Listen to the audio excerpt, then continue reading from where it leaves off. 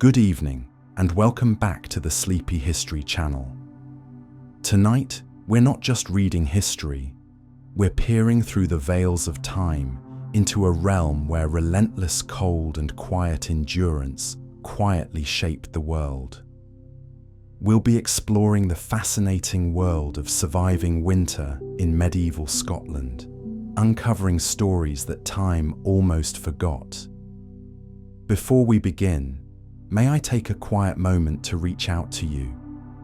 Where in the world are you listening from tonight? Whether it's late in the evening or the start of a new day, I'm truly grateful to share a few calm minutes of your time. I always look forward to reading your comments. Hearing where you are and how these stories reach you truly inspires me. Your words often become the spark that shapes the next episode. If you're enjoying these gentle journeys through history, feel free to subscribe or share your ideas for future topics. Your voice helps keep this little corner of history alive and this community growing. So now, get comfortable, settle in, and let the quiet echoes of medieval Scotland carry you away. Our journey begins where the modern world fades, and a lone traveller steps onto a snow-dusted moor at the edge of a long, unforgiving winter. Now, let's begin.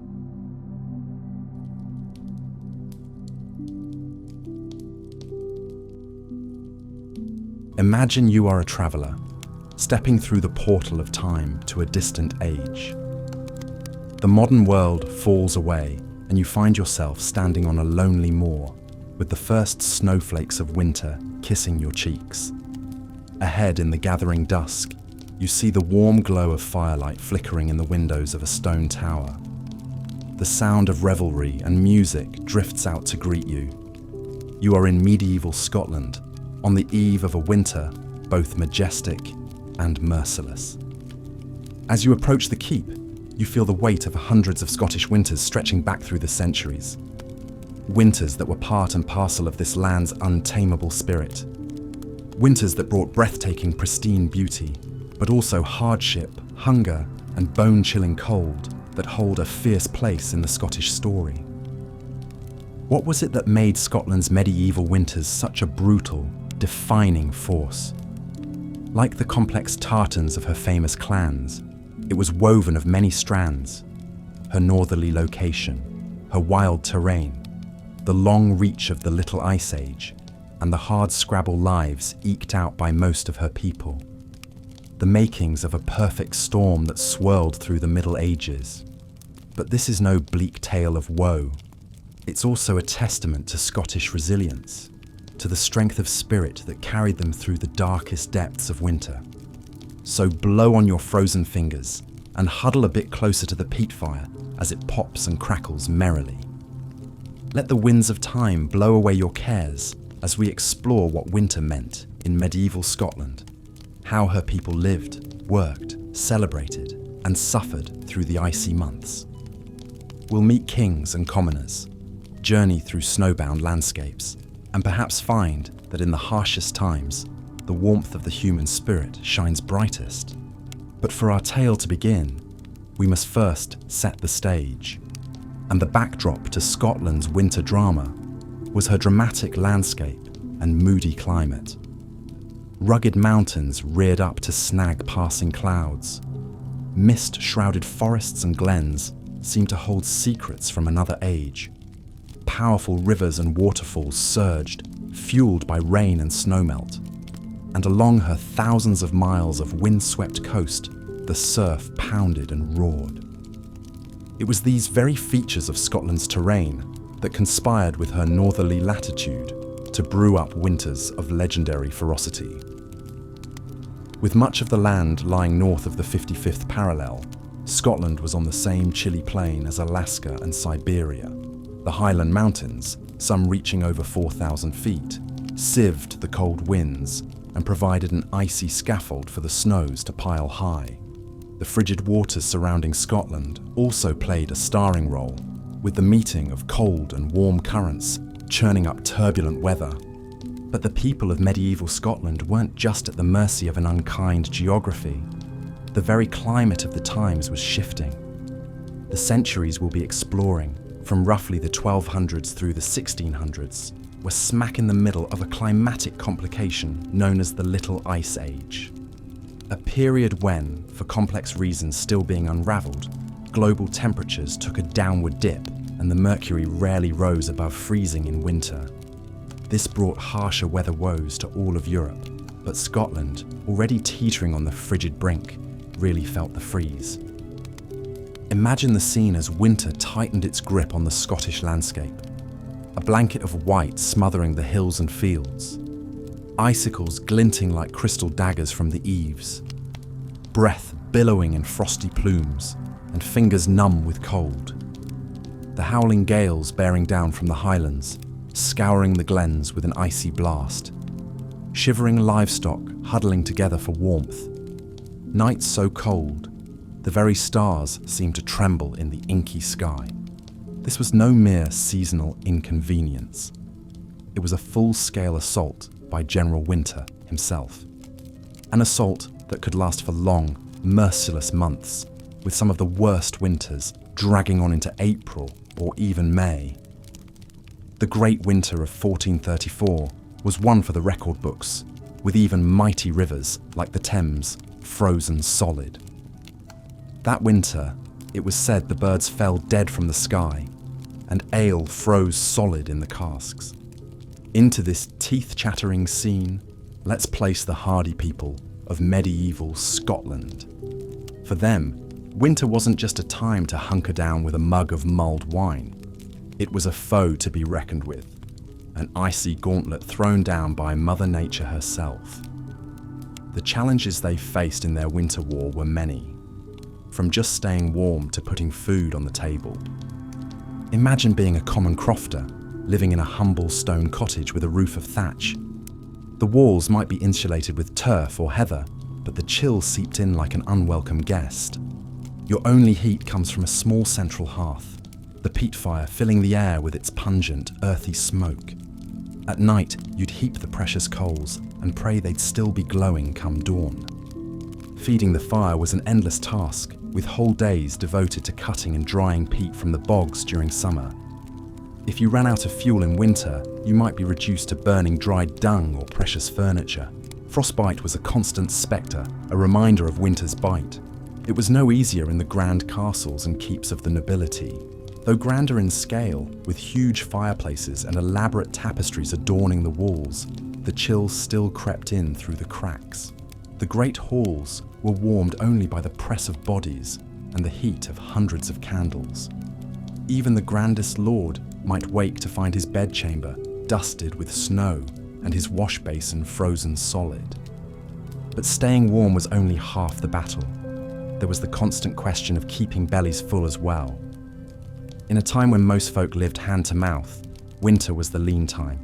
The grain harvested in autumn had to stretch through the cold months, supplemented by whatever salted meat, dried fish, and hoarded root vegetables you'd managed to lay by. But winter was an unforgiving taskmaster, and stores often ran thin. Livestock, already scrawny from the meagre winter fodder, might die off, robbing a family of precious milk, meat, and wool. Game was scarce, the deer and boar gone to ground. Rivers and lakes might freeze, cutting off the option of fishing. In the winter of 1439, the scarcity was so dire it led to widespread famine. It was said that men dropped dead in the streets, their lips stained green from eating grass in desperation. Of course, not everyone suffered equally in the icy grip of a Scottish winter. While the common folk shivered and scraped by, the nobility had resources and reserves to tap. Their game parks might still yield a haunch of venison for the table. Their granaries were full of wheat, barley, and oats paid as rent by their tenants. But even they weren't immune to winter's wrath. The tale is told of how King James I nearly met his death in the winter of 1424. Returning from his long imprisonment in England, his ship was caught in a ferocious winter storm off the Scottish coast. Towering waves and howling winds nearly dashed them on the rocks. The king, it said, made a desperate vow to the Virgin Mary, promising to dedicate his life to virtue if only he survived. A vow he reportedly kept, though perhaps more in letter than in spirit. But how did one dress for a winter that could freeze the very marrow in your bones? Layering was key, and even the humblest soul aimed for a linen shirt, woolen tunic, and cloak if they could come by them. Tough weathered hides were made into boots, if you were lucky enough to have them. The nobility, of course, turned winter wear into an art form, with sumptuous furs, rich velvets, and voluminous cloaks, as much a display of wealth as a bid for warmth. But no matter how fine your garb, the chill had a way of seeping through. And so the people of medieval Scotland got creative in their quest for warmth. A hot stone plucked from the hearth and wrapped in cloth might warm a bed. Cuddling was certainly encouraged, with whole families often sharing a single bed for heat. Even the livestock might be invited inside to share their body warmth, though they came with their own pungent aroma. Hearty food and drink were also key to staving off the chill. A steaming bowl of pottage, thick with barley and whatever vegetables could be had, filled the belly and thawed the bones. Ales, meads, and the fiery 𝐒𝐥𝐞𝐞𝐲, the water of life that would become whiskey, weren't just a pleasure, but a crucial source of sustaining calories.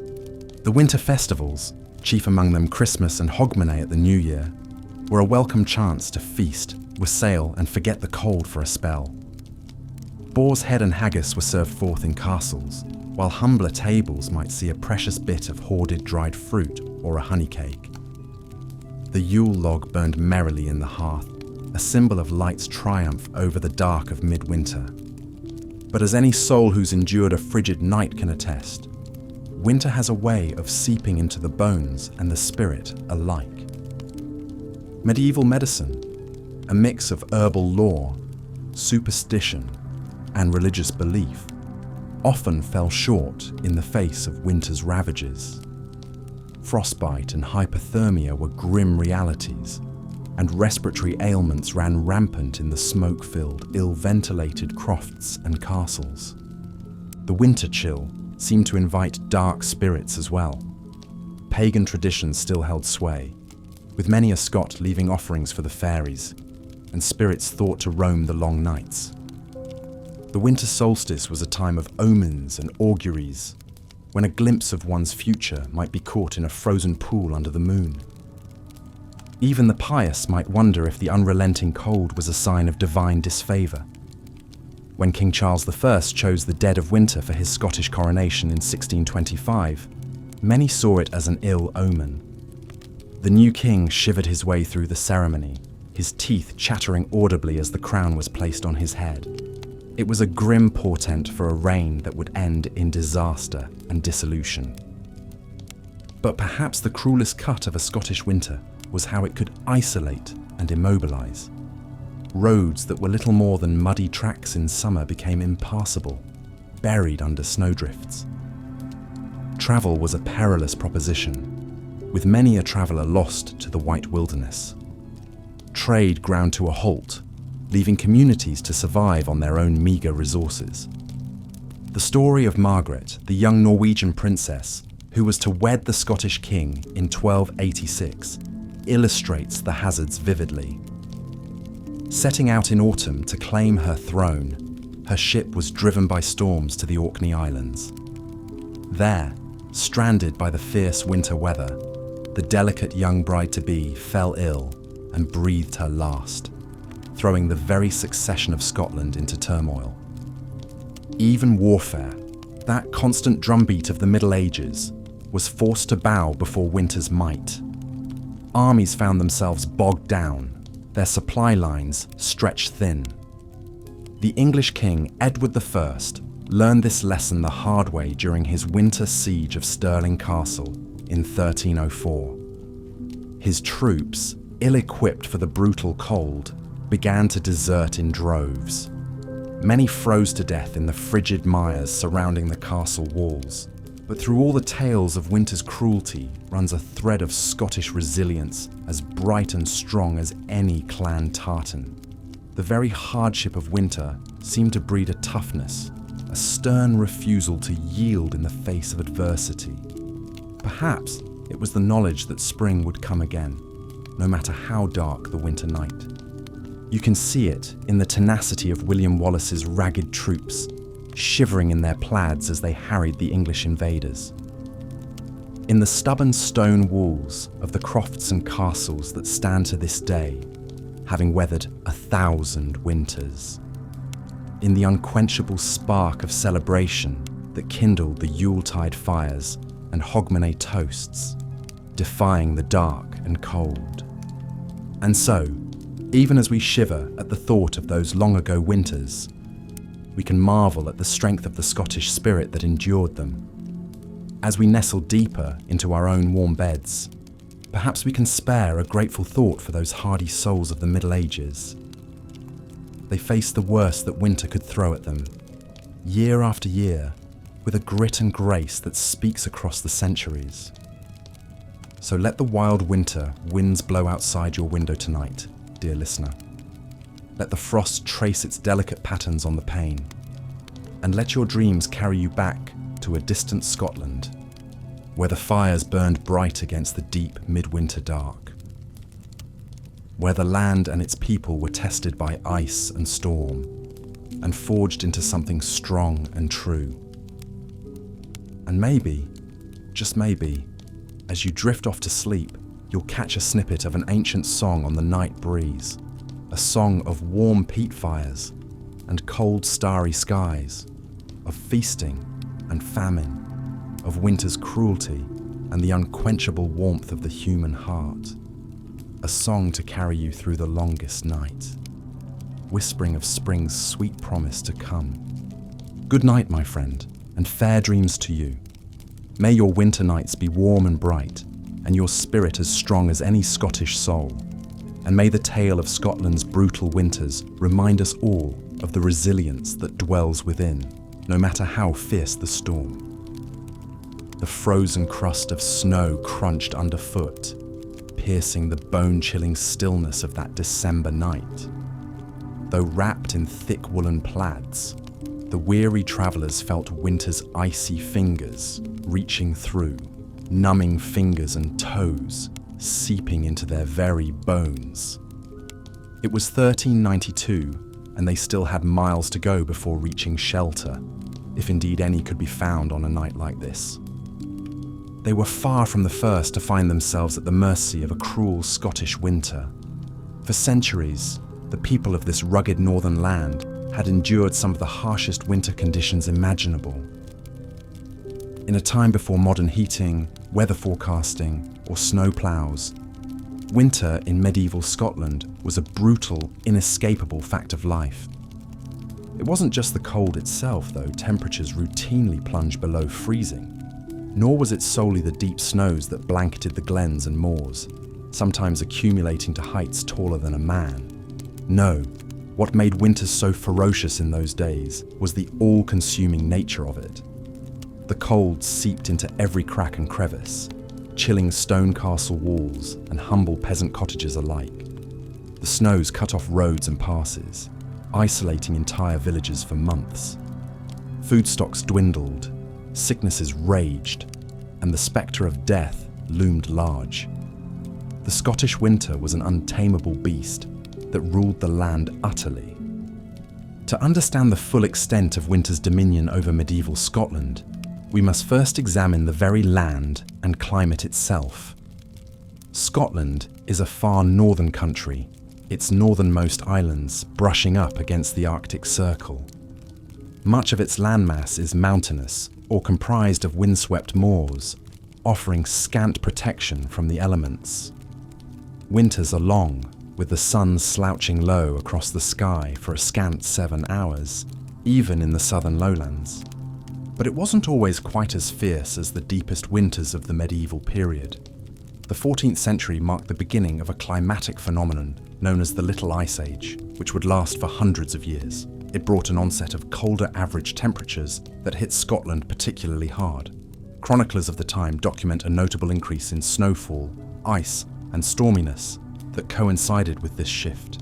Successive generations came to know a Scotland even more frigid and inhospitable than what came before.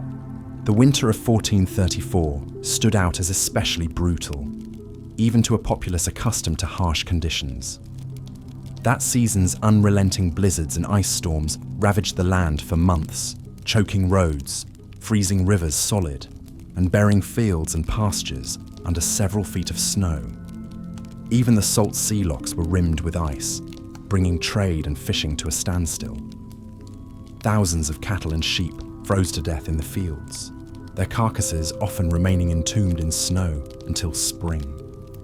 Many commoners also perished from cold, hunger, or sickness that stalked the land.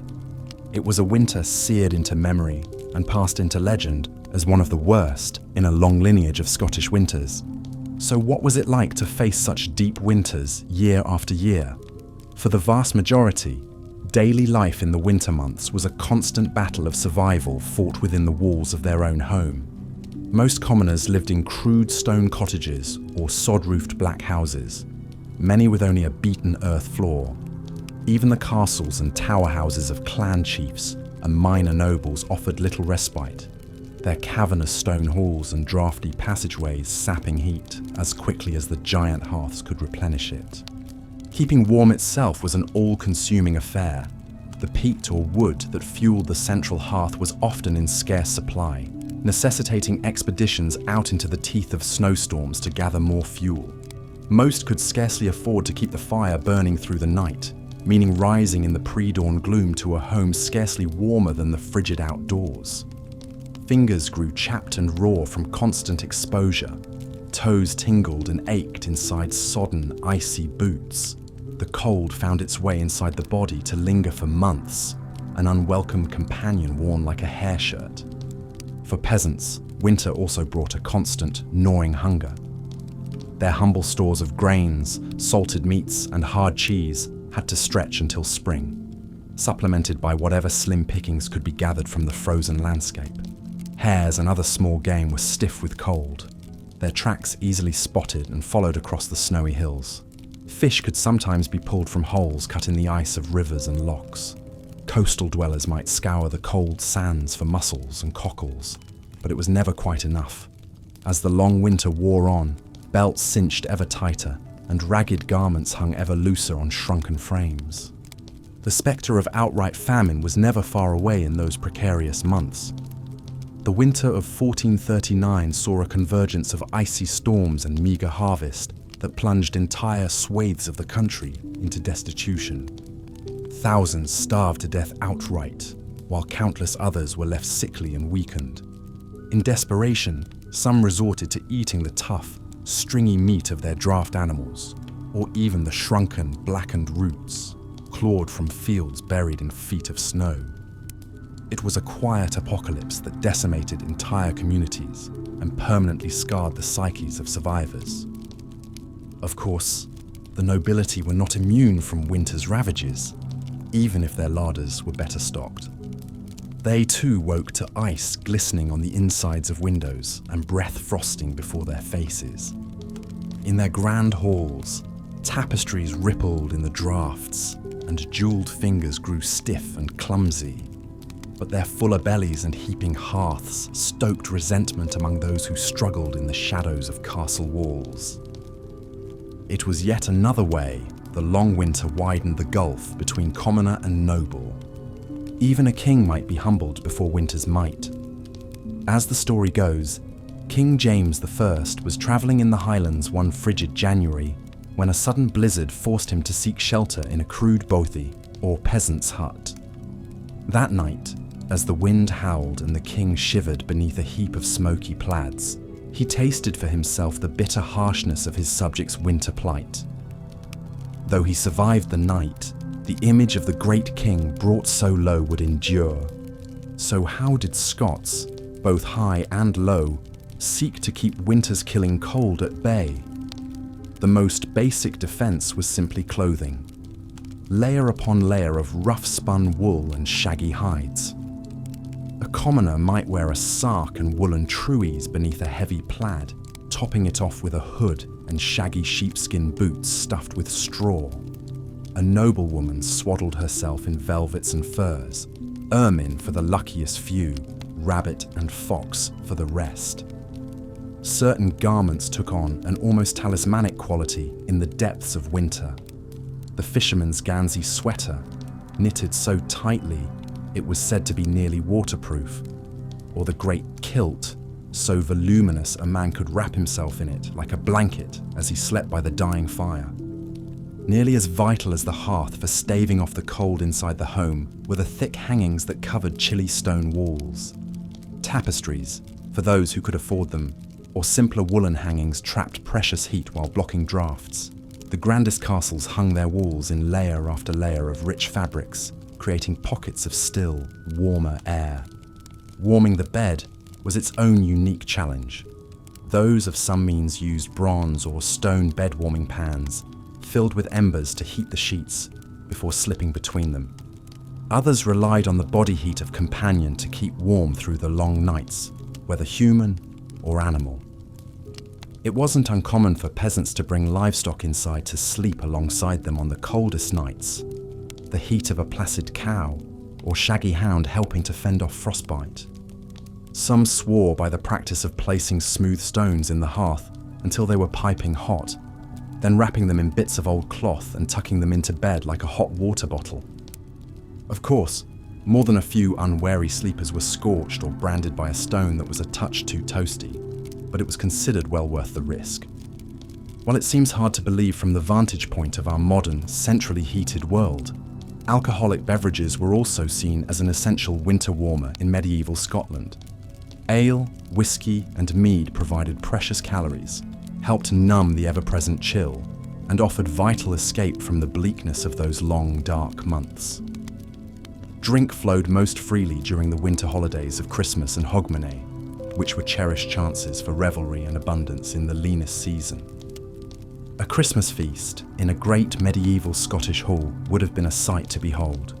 Trestle tables groaning with plates of roasted goose and venison, minced pies, plum porridge, and mountains of oatcakes. Hogsheads of ale were breached, goblets of claret and sack raised in boisterous toasts. For a few precious days, the cold and dark seemed held at bay by the light of the Yule log and the camaraderie of kith and kin. But once the holidays were past, the realities of winter closed in once more. Travel became difficult and dangerous as roads drifted over and ice slicked the stones. Messengers shivered their way across the landscape on horseback, breath crystallizing in the frigid air. Important missives were delayed by weeks as the couriers battled blinding snow squalls and life-threatening cold. Carts and carriages were generally abandoned until the spring thaw, meaning vital supplies might be cut off. The impact on trade could be devastating, as merchant ships found themselves iced into port and overland routes became treacherous. The royal court itself often ground to a halt, as nobles from far-flung regions struggled to make the arduous winter journey to the capital. The consequences for fragile medieval governance were very real. No one understood those consequences better than the poor, luckless child Queen Margaret, the Maid of Norway. Only 7 years old, she was the heir to the Scottish throne and future bride of King Edward III's son.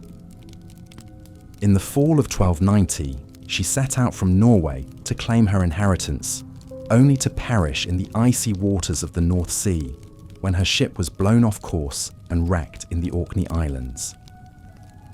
The ensuing succession crisis would eventually lead to England's invasion and a disastrous war. The lonely, frigid death of a little girl had changed the course of nations. Such was the outsized power of a Scottish winter. Winter's icy grip didn't stop armies from marching and wars from being waged, but it did make them exponentially more miserable and costly. In an era of swords and horse-mounted knights, deep snows and bone-chilling cold favored defenders over attackers. Armies struggled to find forage for themselves and their horses in the bleak winter landscape. Many a campaign stalled out or met disaster amid the drifts and frozen stream crossings. Perhaps no military campaign captures the brutal futility of winter warfare in Scotland better than the siege of Stirling Castle in 1304. That year, a mighty English army under King Edward I arrived at the castle gates in April, only to find their efforts frustrated by the 30 Scottish defenders hurling rocks, arrows, and pots of boiling oil from atop the battlements. As the weeks dragged on and supplies ran low, the English faced a Scottish adversary even more daunting than the tenacious garrison, the onslaught of winter. By the time the castle finally fell in July, Edward's army had been ravaged by exposure, disease, and desertion brought on by spending months camped in the shadow of the snow-capped Ochil Hills. It was a Pyrrhic victory that left the English forces a shadow of their former selves. Winter's impact on warfare could be felt at the strategic level as well. In 1306, Robert the Bruce and his hardscrabble army faced a long winter on the run in the Western Highlands, hounded by pro-English Scottish enemies, and struggling to find food and shelter amid the ice and snow. Bruce's men survived by foraging the scant winter landscape and launching lightning raids, only to disappear back into the wooded glens. It was a mobile sort of warfare well suited to the season, as opposed to set-piece battles and castle sieges. By the time spring arrived, they had not only survived, but gained enough strength to begin turning the tide against the English. Winter had proven the anvil upon which a war-winning strategy was forged. But the season was an indifferent killer, culling Scot and invader alike.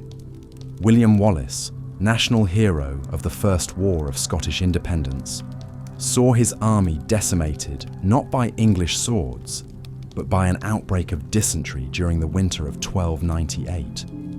After a string of stunning victories against the English that culminated in triumph at the Battle of Stirling Bridge, Wallace and his men found themselves languishing in pestilent winter camps with scarce food and inadequate shelter.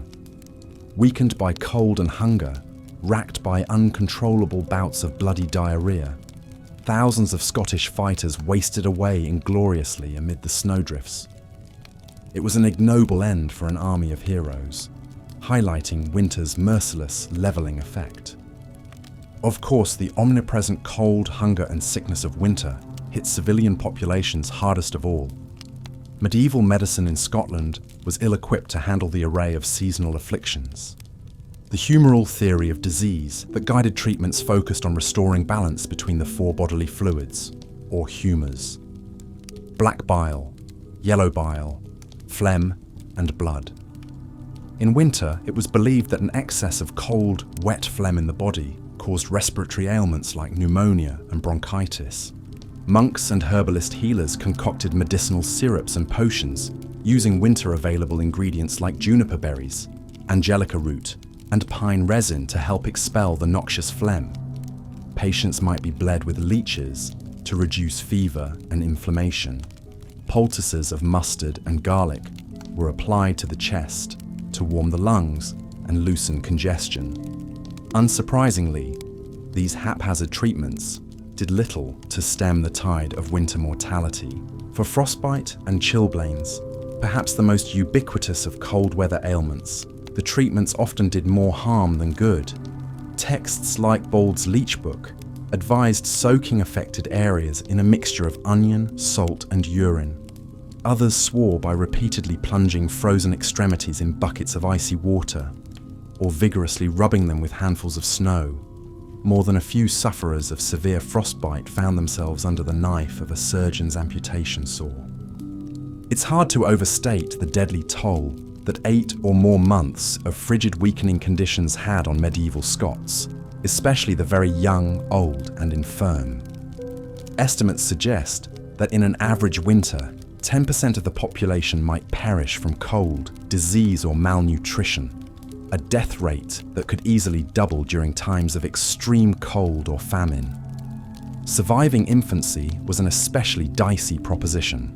Swaddled babes succumbed quietly in the night, lungs stilled by icy, illness-choked air. Mothers wept frozen tears over small, wasted bodies. And yet, Despite winter's legion cruelties, there was a certain grim pride taken in the ability to survive it year after brutal year. A uniquely Scottish hardiness and resilience was forged in the crucible of those unending winters, the same stoic intractability that would one day lead to the Scots flinging off the yoke of English overlordship for good. Winter had chiselled the character of a nation. It had also chiselled the stones of medieval Scotland's holiest places.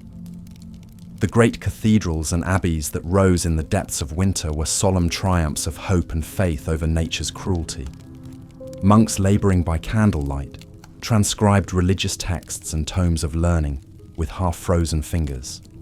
Architects drew up ever more soaring designs for stained glass windows and flying buttresses, defying winter's dominion with feats of God-glorifying grandeur. The pious faithful shuffled through knee-high drifts to huddle together at Mass, praying for spring's merciful arrival. But even as the Church fought to keep hearts and minds focused on higher things, the old pagan ways still held sway in the depths of winter. The Yule season, ostensibly celebrating the birth of Christ, carried echoes of more ancient rites. Scots bedecked their halls with holly and ivy, burned Yule logs, and held wild masked processions, all hearkening back to a time when winter was ruled by capricious spirits needing to be appeased. Hogmanay, the Scottish New Year's celebration, was an especially liminal time rife with superstitions and folk magic. Lumps of coal were exchanged as talismans of warmth and plenty for the coming months. The direction of the wind as the clock struck midnight was carefully noted as a portent of the year ahead. First footing, or ensuring the right sort of visitor was first across a home's threshold after midnight, was believed to set the household's fortune until spring arrived. In remote corners of the Highlands and Islands, darker, older rites persisted. Broken shards of pottery were arranged on doorsteps and window ledges to snare malevolent winter fairies. Charms of rowan and red thread were hung from cattle stalls and bedposts. Those who fell afoul of witches or, as the Little Ice Age tightened its icy grip on Scotland, the difficulties of winter travel only worsened. Snowbound roads and treacherous conditions made even short journeys an ordeal. Fierce blizzards could bury entire villages, cutting them off from the outside world for weeks or even months at a time. The howling winds and deep snowdrifts turned familiar landscapes into alien, unrecognizable vistas. For merchants and traders, the winter months meant a significant slowdown in business. Markets and fairs that usually bustled with activity stood empty and forlorn. Ships remained moored in icy harbours, their crews huddled below decks for warmth. The great overland trade routes that connected Scotland with England and the continent fell silent, the only sound the eerie whistle of the wind over the frozen ground. This isolation could have profound consequences, especially in times of crisis. In the winter of 1289, Scotland was plunged into a constitutional crisis with the untimely death of the young Queen Margaret, known as the Maid of Norway. Only 7 years old, Margaret was the last remaining heir of King Alexander III. Her death sparked a succession crisis that would ultimately lead to the Wars of Scottish Independence. Margaret had been betrothed to King Edward I's son, a marriage that was intended to bring peace between England and Scotland. In the autumn of 1290, she set sail from Norway to claim her Scottish crown, but as her ship neared the Orkney Islands, a fierce storm blew up, battering the vessel with high winds and towering waves. Already ill with seasickness, the young queen could not endure the rough crossing. She died on the ship, her body brought ashore on the bleak, wind-swept rocks of Orkney. News of Margaret's death spread slowly, hampered by the winter weather. It was not until the spring thaw that the full implications became clear. Without an heir, Scotland descended into a period of political turmoil, an infighting known as the Great Cause. Rival claimants to the throne jockeyed for position, while King Edward I of England sought to assert his own authority over Scotland. The stage was set for the Wars of Scottish Independence, a conflict that would consume the nation for generations. The seeds of that conflict were planted in the depths of a bleak Scottish winter, when a young queen's untimely death plunged the nation into uncertainty. It is a poignant reminder of how the brutal winters of medieval Scotland could shape the course of history in profound and unexpected ways. As the crisis deepened, even the business of governance became difficult. The Scottish Parliament, known as the Estates, traditionally met in open-air sessions, often in the dead of winter. In the teeth of a howling gale with snow swirling all around, the assembled lords and bishops would debate the great issues of the day, their breaths steaming in the frigid air. Travel to these meetings was a slow and arduous process, with many delegates arriving weeks late or not at all. In 1318, King Robert the Bruce himself was nearly captured by the English when he became separated from his men during a winter storm. Forced to take shelter in a peasant's cottage, the king narrowly evaded detection by his enemies. These difficulties of travel and communication had a profound impact on the governance of medieval Scotland. The monarchy and nobility often struggled to project their power and authority beyond their immediate domains. In the far-flung reaches of the Highlands and Islands, local lords and clan chiefs held sway, their rule virtually unchallenged during the long winter months. The same was true for the administration of justice. Royal courts and circuit justices faced enormous challenges in carrying out their duties during the winter. Trials and legal proceedings were often delayed or postponed indefinitely, leaving disputes to fester and crimes to go unpunished.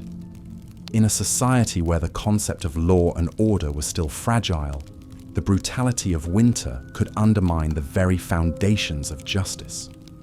Yet despite all these challenges, life in medieval Scotland went on. People adapted as best they could to the rigors of winter, finding ways to survive and even thrive in the face of incredible hardship. The very struggle against the elements bred a certain toughness and resilience in the Scottish character, a grim determination to endure no matter the cost. Perhaps nowhere was this more evident than in the realm of warfare. The Scots were renowned as fierce and tenacious fighters, a reputation they had honed through centuries of conflict with their English neighbours to the south. The brutality of the Scottish winter only added to their prowess on the battlefield. In the depths of winter, when the ground was frozen solid and the rivers turned to ice, Scottish armies would launch daring raids into English territory. Moving swiftly over the snow-covered landscape, they would strike deep into enemy territory, burning and pillaging as they went. The English, weighed down by their heavy armour and baggage trains, could only watch helplessly as the Scots melted away into the icy mists. One of the most famous examples of this winter warfare occurred during the Wars of Scottish Independence. In the winter of 1307, King Robert the Bruce and his army were encamped in the Galloway Hills, hunted and harried by the English. Supplies were low, and many of Bruce's men were on the verge of starvation. But the king had a plan. Under cover of darkness, he led his men on a daring march across the frozen wasteland, covering miles of icy terrain in a single night.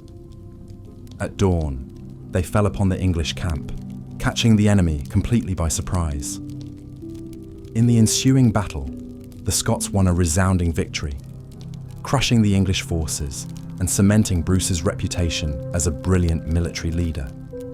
It was a victory won as much by the toughness and endurance of the Scots as by their skill at arms. In the face of incredible hardship, hunger, cold, and the constant threat of death, they had prevailed, their icy resolve stronger than any English steel. The winter, so often their greatest foe, had become their ally, a weapon to be wielded against their enemies. As the long winter nights closed in once more over Scotland, one could almost imagine the ghosts of those long-ago warriors still roaming the frozen hills and glens. Their icy breath upon the wind, their silent footsteps crunching through the snow, a reminder of the indomitable spirit that had carried the Scots through even the darkest and coldest of times. And as the last embers of the hearthfire burned low, casting dancing shadows on the walls of croft and castle alike, the people of Scotland would huddle close, wrapping themselves in the warmth of family and kinship. They would tell the old stories of winter hardship and winter glory, passing them down from generation to generation like precious heirlooms. For in the end, it was these stories that sustained them through the long, brutal Scottish winters. Stories of survival against impossible odds, of courage in the face of unimaginable adversity. Stories that reminded them, even in the darkest and coldest of times, of the unbreakable bond that held them together as a people. And so they would endure, as they always had, through the long winter nights and the howling storms. Theirs was a land forged in ice and snow, a people tempered by the unforgiving fury of the elements. And in that endurance, that stubborn refusal to yield, lay the true strength and resilience of the Scottish spirit, a spirit that would carry them through the winter and beyond into the promise of a brighter spring to come. As the long winter gradually loosened its grip on the Scottish landscape, the first tentative signs of spring began to emerge. The icy crust of the lochs and rivers would start to crack and thaw, the water flowing freely once more. In the forests and glens, the first green shoots of new growth would push their way up through the melting snow, heralding the return of life after the long, cold months of dormancy. For the people of medieval Scotland, the coming of spring was a time of renewal and celebration. They would emerge from their winter confinement, blinking in the unaccustomed sunlight, to take stock of the damage the cold months had wrought. Roofs would need to be repaired, fences mended, fields ploughed and sown anew. But there was joy in this work, a sense of purpose and revival after the long winter months. The sound of laughter would echo across the thawing land once more, as communities came together to share in the labours of the new season. The scent of freshly turned earth would mingle with the smoke of the bonfires, lit to celebrate the returning warmth and light. In the great hall of the castle, the winter tapestries would be taken down and stored away, replaced by fresh new hangings in the bright colours of spring. The heavy furs and woolen cloaks of winter would be put aside, exchanged for lighter garments of linen and silk. The nobles and courtiers would venture forth into the castle gardens, marvelling at the riot of colour as the first flowers of spring burst into bloom. They would stroll arm in arm along the gravelled paths, breathing in the sweet fragrance of the air, feeling the gentle warmth of the sun upon their faces. Yet even as they celebrated the return of spring, the people of Scotland knew that winter was never far away. It lurked just beyond the horizon, waiting to descend upon the land once more with its icy fury. The memory of those long, brutal months was seared into the very fabric of their being, a constant reminder of the harshness of life in this rugged northern land. And so they would savour the fleeting joys of spring all the more, knowing that they were hard-won and all too brief. They would store up the warmth and the light, the laughter and the love, like precious treasures to be hoarded against the dark days to come. For in the end, it was this cycle of the seasons, this endless dance of winter and spring, darkness and light, that defined life in medieval Scotland. It was a harsh and unforgiving existence, to be sure, but it was also one of great beauty and resilience, of a people forged in the crucible of adversity and tempered by the unrelenting march of time. And as the last of the winter snows melted away, as the land awakened to the promise of a new spring, the people of Scotland would look to the future with hope and determination. They had endured the worst that winter could throw at them, and they had emerged stronger for it. They were a people unbroken, unbowed, a people who would always find a way to survive and thrive, no matter the challenges that lay ahead. So let us leave them there, in that moment of renewal and rebirth, as the great wheel of the seasons turns once more. Let us remember the hardships they faced and the strength they showed in overcoming them. And let us carry with us always the enduring spirit of Scotland, a spirit forged in the depths of winter, but ever reaching towards the light of a brighter tomorrow.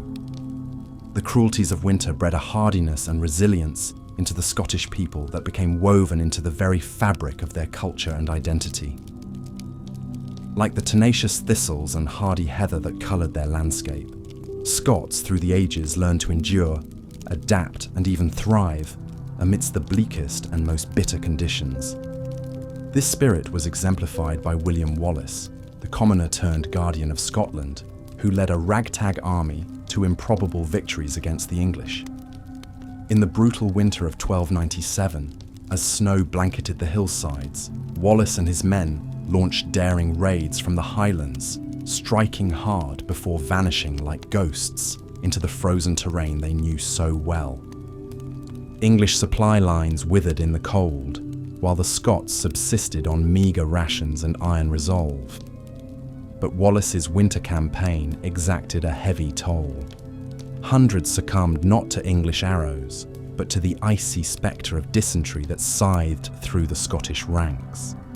Even the indomitable Wallace was not unscathed, his imposing vigour diminished by sickness and frigid deprivation. It was a fate that befell so many commoners and kings alike during Scotland's long centuries of winter. Frostbite blackening extremities, pneumonia rattling lungs raw from wood smoke, empty bellies gnawing beneath threadbare plaids.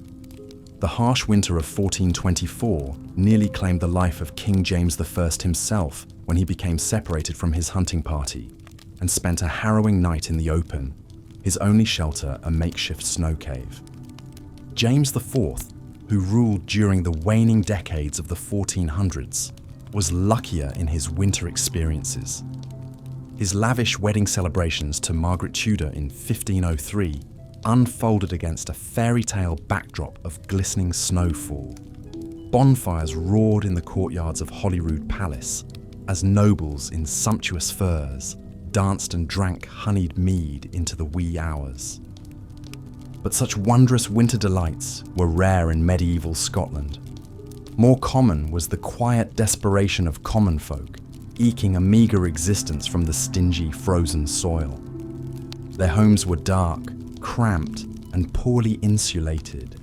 Single-room hovels, where entire families huddled together with their livestock for warmth. Windows were a luxury afforded only to the nobility. Most crofts had, at best, a few small, unglazed openings covered with a skin or shutter to keep out the cold. The central hearth provided the only light and heat, filling the space with choking smoke and feeble warmth that scarcely held the frost at bay. For most Scots, winter fare was as spare as their accommodations. They subsisted on a paltry diet of salted meats, coarse oat cakes, and the occasional boiled turnip or cabbage, eked out with whatever withered produce remained in their cellars. The scarcity of fresh food, combined with close quarters and poor sanitation, meant that winter was always stalked by the gaunt spectre of disease. Infants and the elderly were particularly vulnerable, their fragile constitutions ill-equipped for the onslaught of icy temperatures and gnawing hunger. It was not uncommon for a family to lose multiple children during a single hard winter. For the very poorest, even burying their dead proved a challenge when the ground lay frozen solid as iron beneath deep snowdrifts. Necessity being the mother of invention, the Scots found ingenious ways to stave off winter's ravages.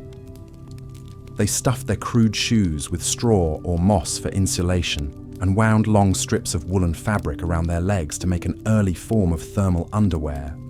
Sheepskins and even goatskins were stitched into warm, if odoriferous, winter outerwear. But the most prized winter garment was a cloak or plaid of the thickest, shaggiest wool, often large enough to double as a blanket. For many commoners, this single meagre piece of cloth represented their sole buffer against the lethal cold. Nobility fared better. Swaddled in sumptuous furs and fine woolens, able to afford the luxury of multiple layers, and even the occasional hot bath. Certain religious holidays offered brief respite from the season's privations. Christmas and Hogmanay, the Scottish New Year, were occasions for feasting, storytelling, and revelry around the hearth, a rare chance for commoners to indulge in special treats like meat pies, sweetened bannocks, and a dram or two of whiskey to warm the belly and blur the sharp edges of a bleak winter night. But such comforts were fleeting, and winter festivities were often darkened by superstition. Scots were a deeply spiritual people, their Christian faith intertwined with older pagan beliefs. The long nights and peculiar quality of winter light played tricks on weary minds, conjuring phantom sightings of ghostly lights, child-snatching fairies, and malevolent spirits abroad on the icy wind. Omens and portents were scried in every curl of chimney smoke, every mirror-black puddle of ice. A dream of a white Christmas foretold a coming death, while a Hogmanay bonfire that burned till dawn ensured prosperity in the year ahead. Bits of rowan and sprigs of holly were hung above lintels to ward off evil, and pockets were filled with iron nails as charms against the sickness-bringing fae. Perhaps the most infamous of these ill-starred winter superstitions came to a head during the coronation of King Charles I on a frigid February day in 1643, 1625. As he processed solemnly towards Holyrood Abbey, a great gust of wind whipped the crown from his head, sending it clattering across the flagstones. Many in the crowd muttered darkly of the ill omen, even as Charles laughed off the incident with aristocratic aplomb.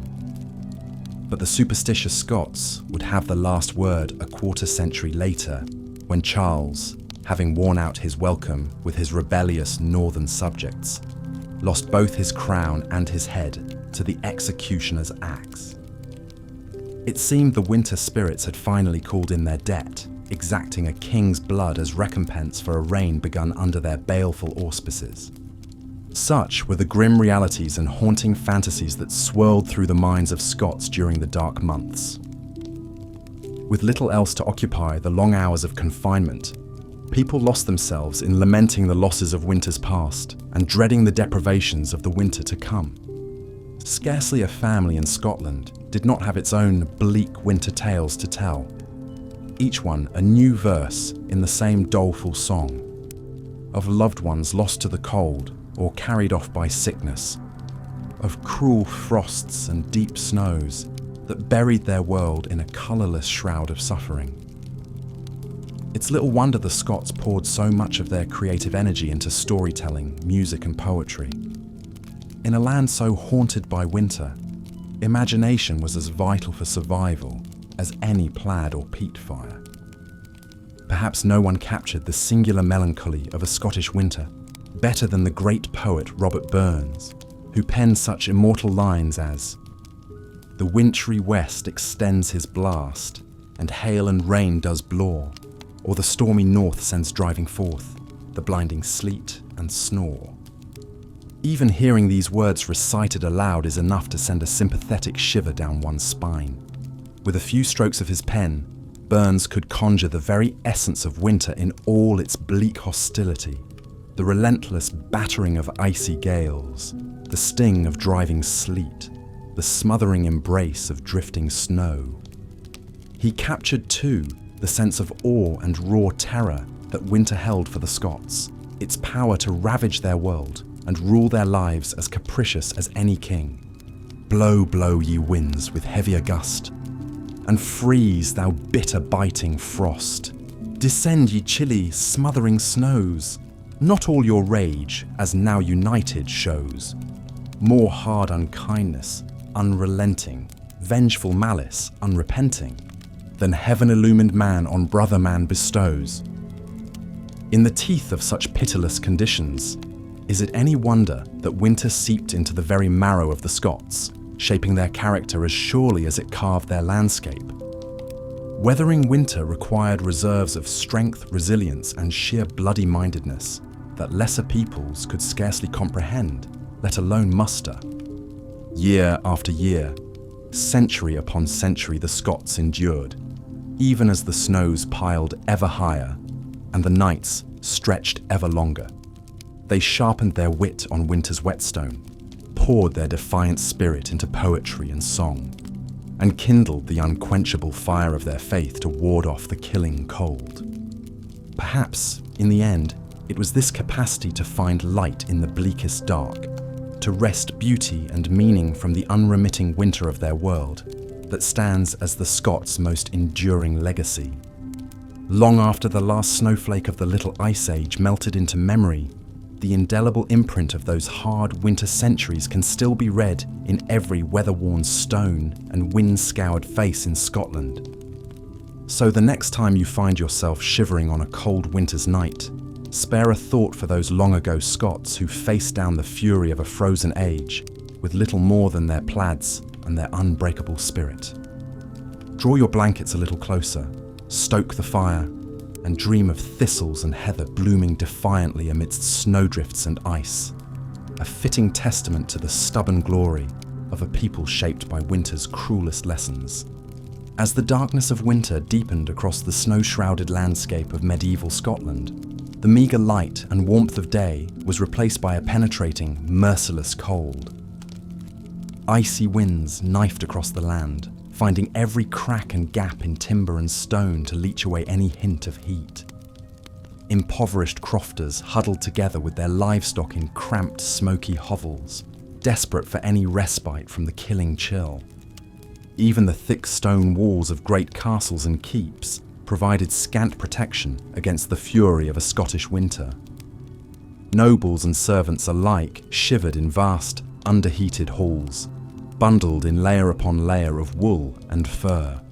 Hot mulled wine and smoky peat fires offered the barest hedge against the deep, gnawing cold that seemed to saturate one's very bones. The harshness of winter tightly constrained the limits of everyday life. With roads and passes choked with snow, overland travel slowed to a crawl, and trade dwindled to a trickle. Warfare too ground to a sluggish halt. No army could provision itself or maneuver effectively through such dire conditions. The basic exigencies of finding enough food and staying warm enough to survive became all-consuming struggles. A grim pall of cold, hunger and illness gripped the land, broken only by the occasional lavish Christmas feast or hogmanay celebration in some great lord's hall. The interminable darkness and brutal conditions frayed nerves and eroded hope. Scots took what meagre solace they could in drink, prayer, and grim determination, ever eyeing the shortening nights for any hint of winter's merciful end. Surviving a brutal Scottish winter was an arduous trial to be endured, year after year, generation after generation. It shaped the very character of the Scots, their resilience, hardiness, faith, and fatalism. To understand how they lived, fought, worshipped, and died, we must first understand the hardships they faced each winter. Only then can we begin to see how these annual ordeals made them who they were. The roots of Scotland's harsh winter climate can be found in its northerly location and rugged geography. Situated between 54 and 59 degrees north latitude, Scotland lies in the path of frigid Arctic gales and is battered by fierce North Atlantic storms. Much of the land is dominated by the craggy, windswept highlands, where icy blasts race down from snow-capped peaks with unrelenting ferocity. Even the lower-lying Midland Valley and southern uplands offer scant respite from the punishing conditions. Here, cold, dense air pools in ice fog-shrouded valleys, and frost lies heavy on barren moors.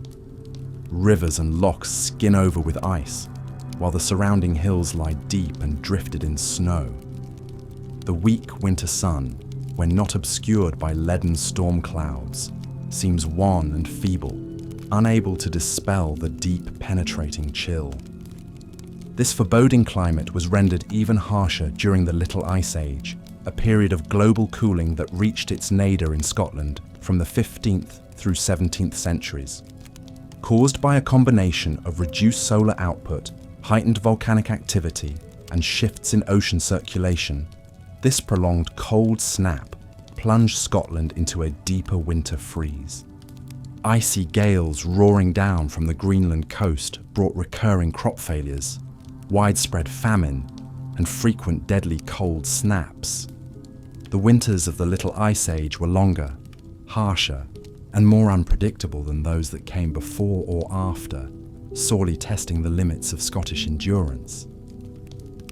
One of the worst winters on record was 1434, a season so cold that the River Tay froze solid, and the ports of Inverness and Aberdeen lay icebound for months.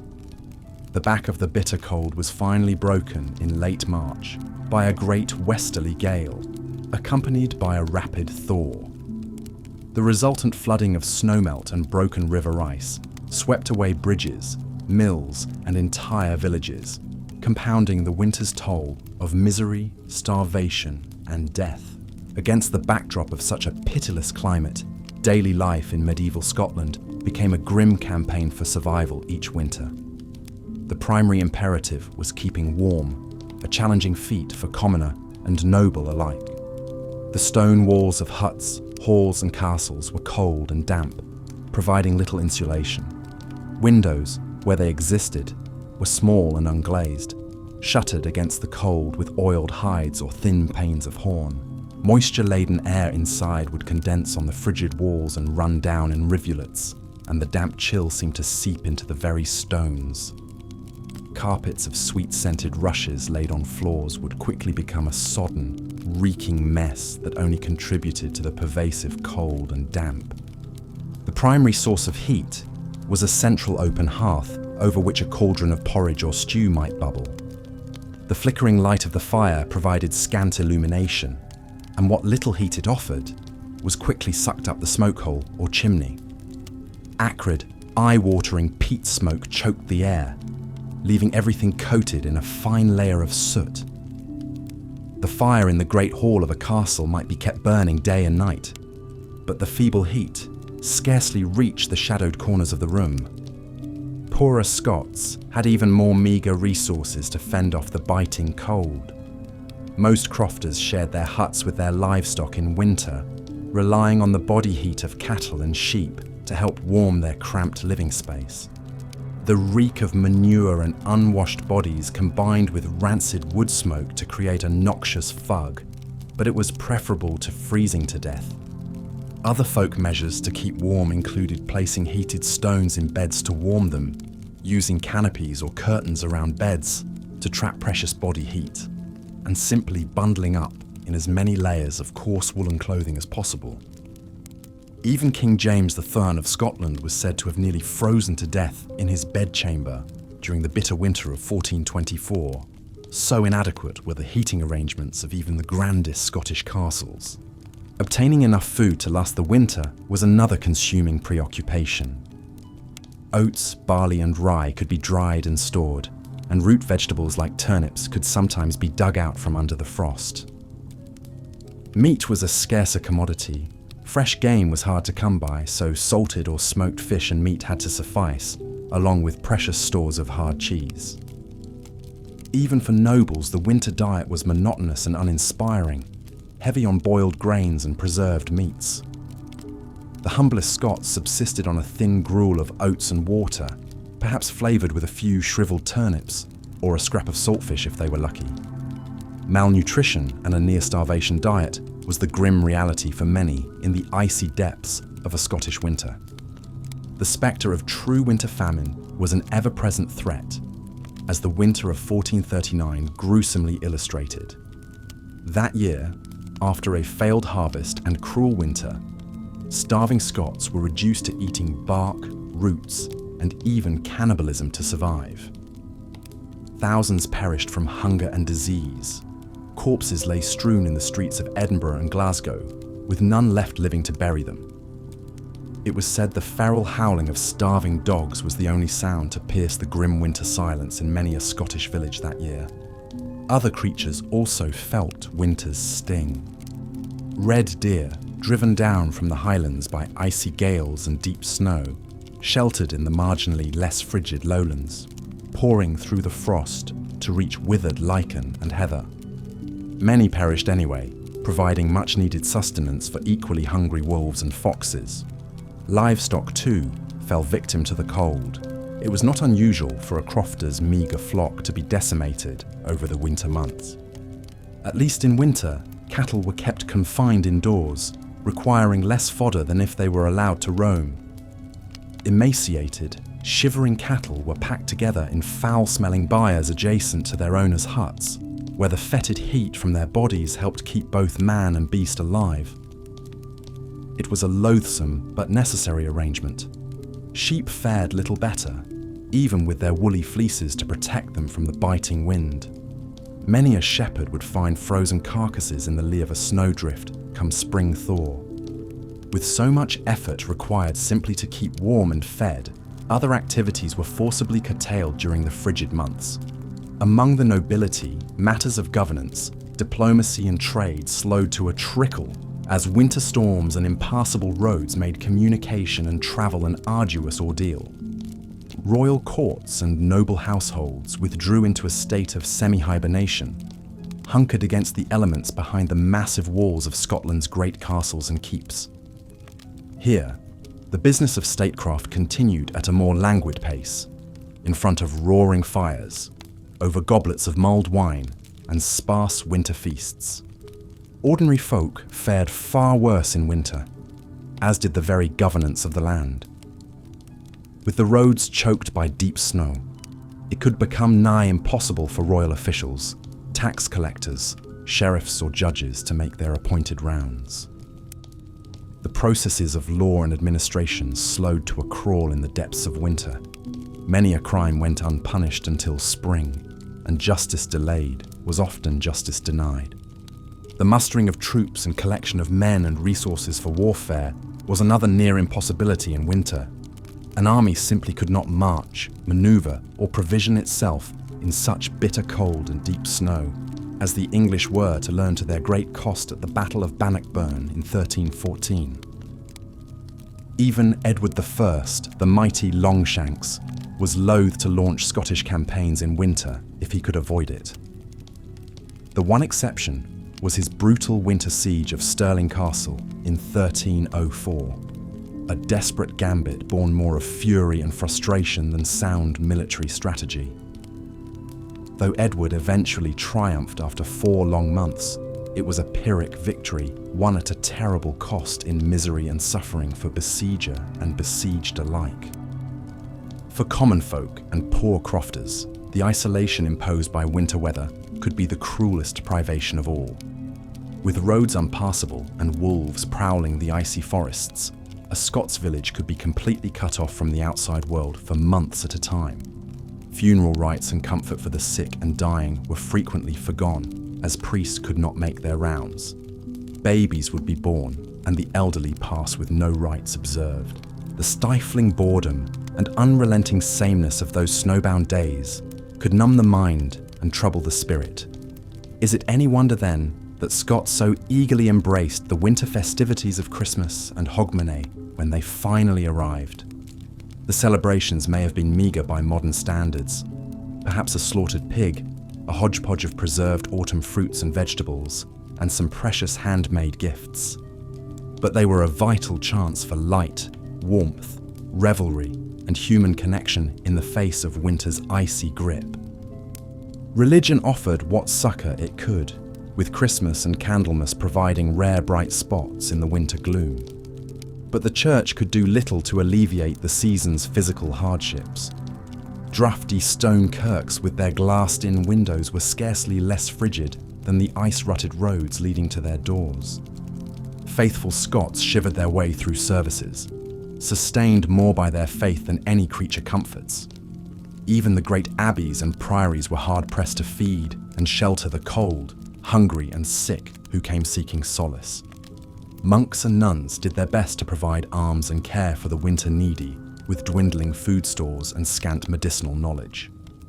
For in winter, sickness and death stalked the land, riding on the back of hunger and cold. Respiratory ailments were depressingly common, as dank living conditions and constant wood smoke exposure took their toll on lungs young and old. Pneumonia in particular cut a grim swath through the elderly and infirm each winter. With a very rudimentary understanding of medicine and disease, Scottish healers could do little to stem winter's tide of illness. They placed their faith in prayer, traditional herbcraft, and a touch of superstition. It was commonly believed that malevolent winter spirits or vengeful ghosts were the true source of disease. Thus, folk preventatives often took the form of charms, offerings, or rituals meant to appease the unseen forces of winter.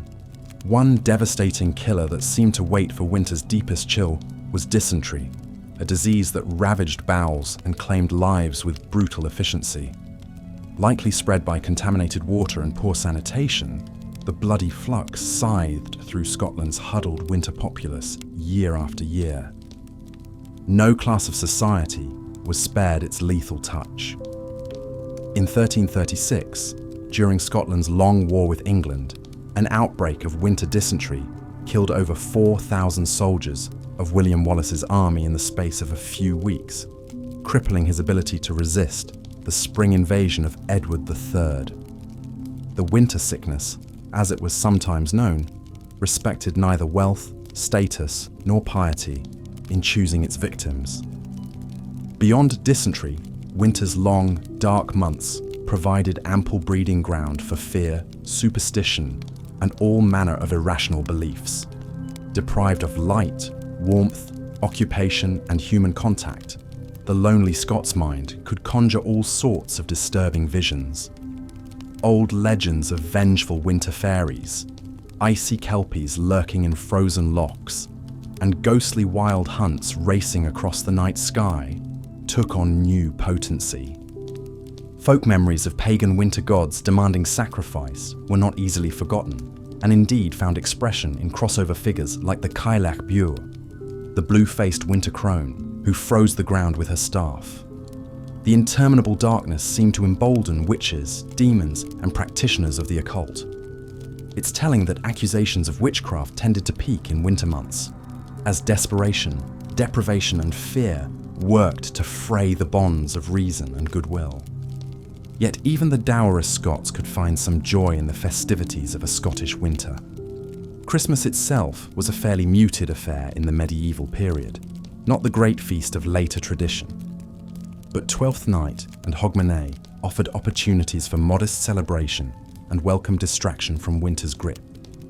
Humble folk customs like bonfires, torchlight processions, and first footing blended with grander elite celebrations at court and keep. For a few days, Scottish castles rang with the revelry of lively dances, music, bardic performances, and of course much eating and drinking. It was a chance to briefly forget winter's privations, to chase away the darkness with light, fellowship, and song.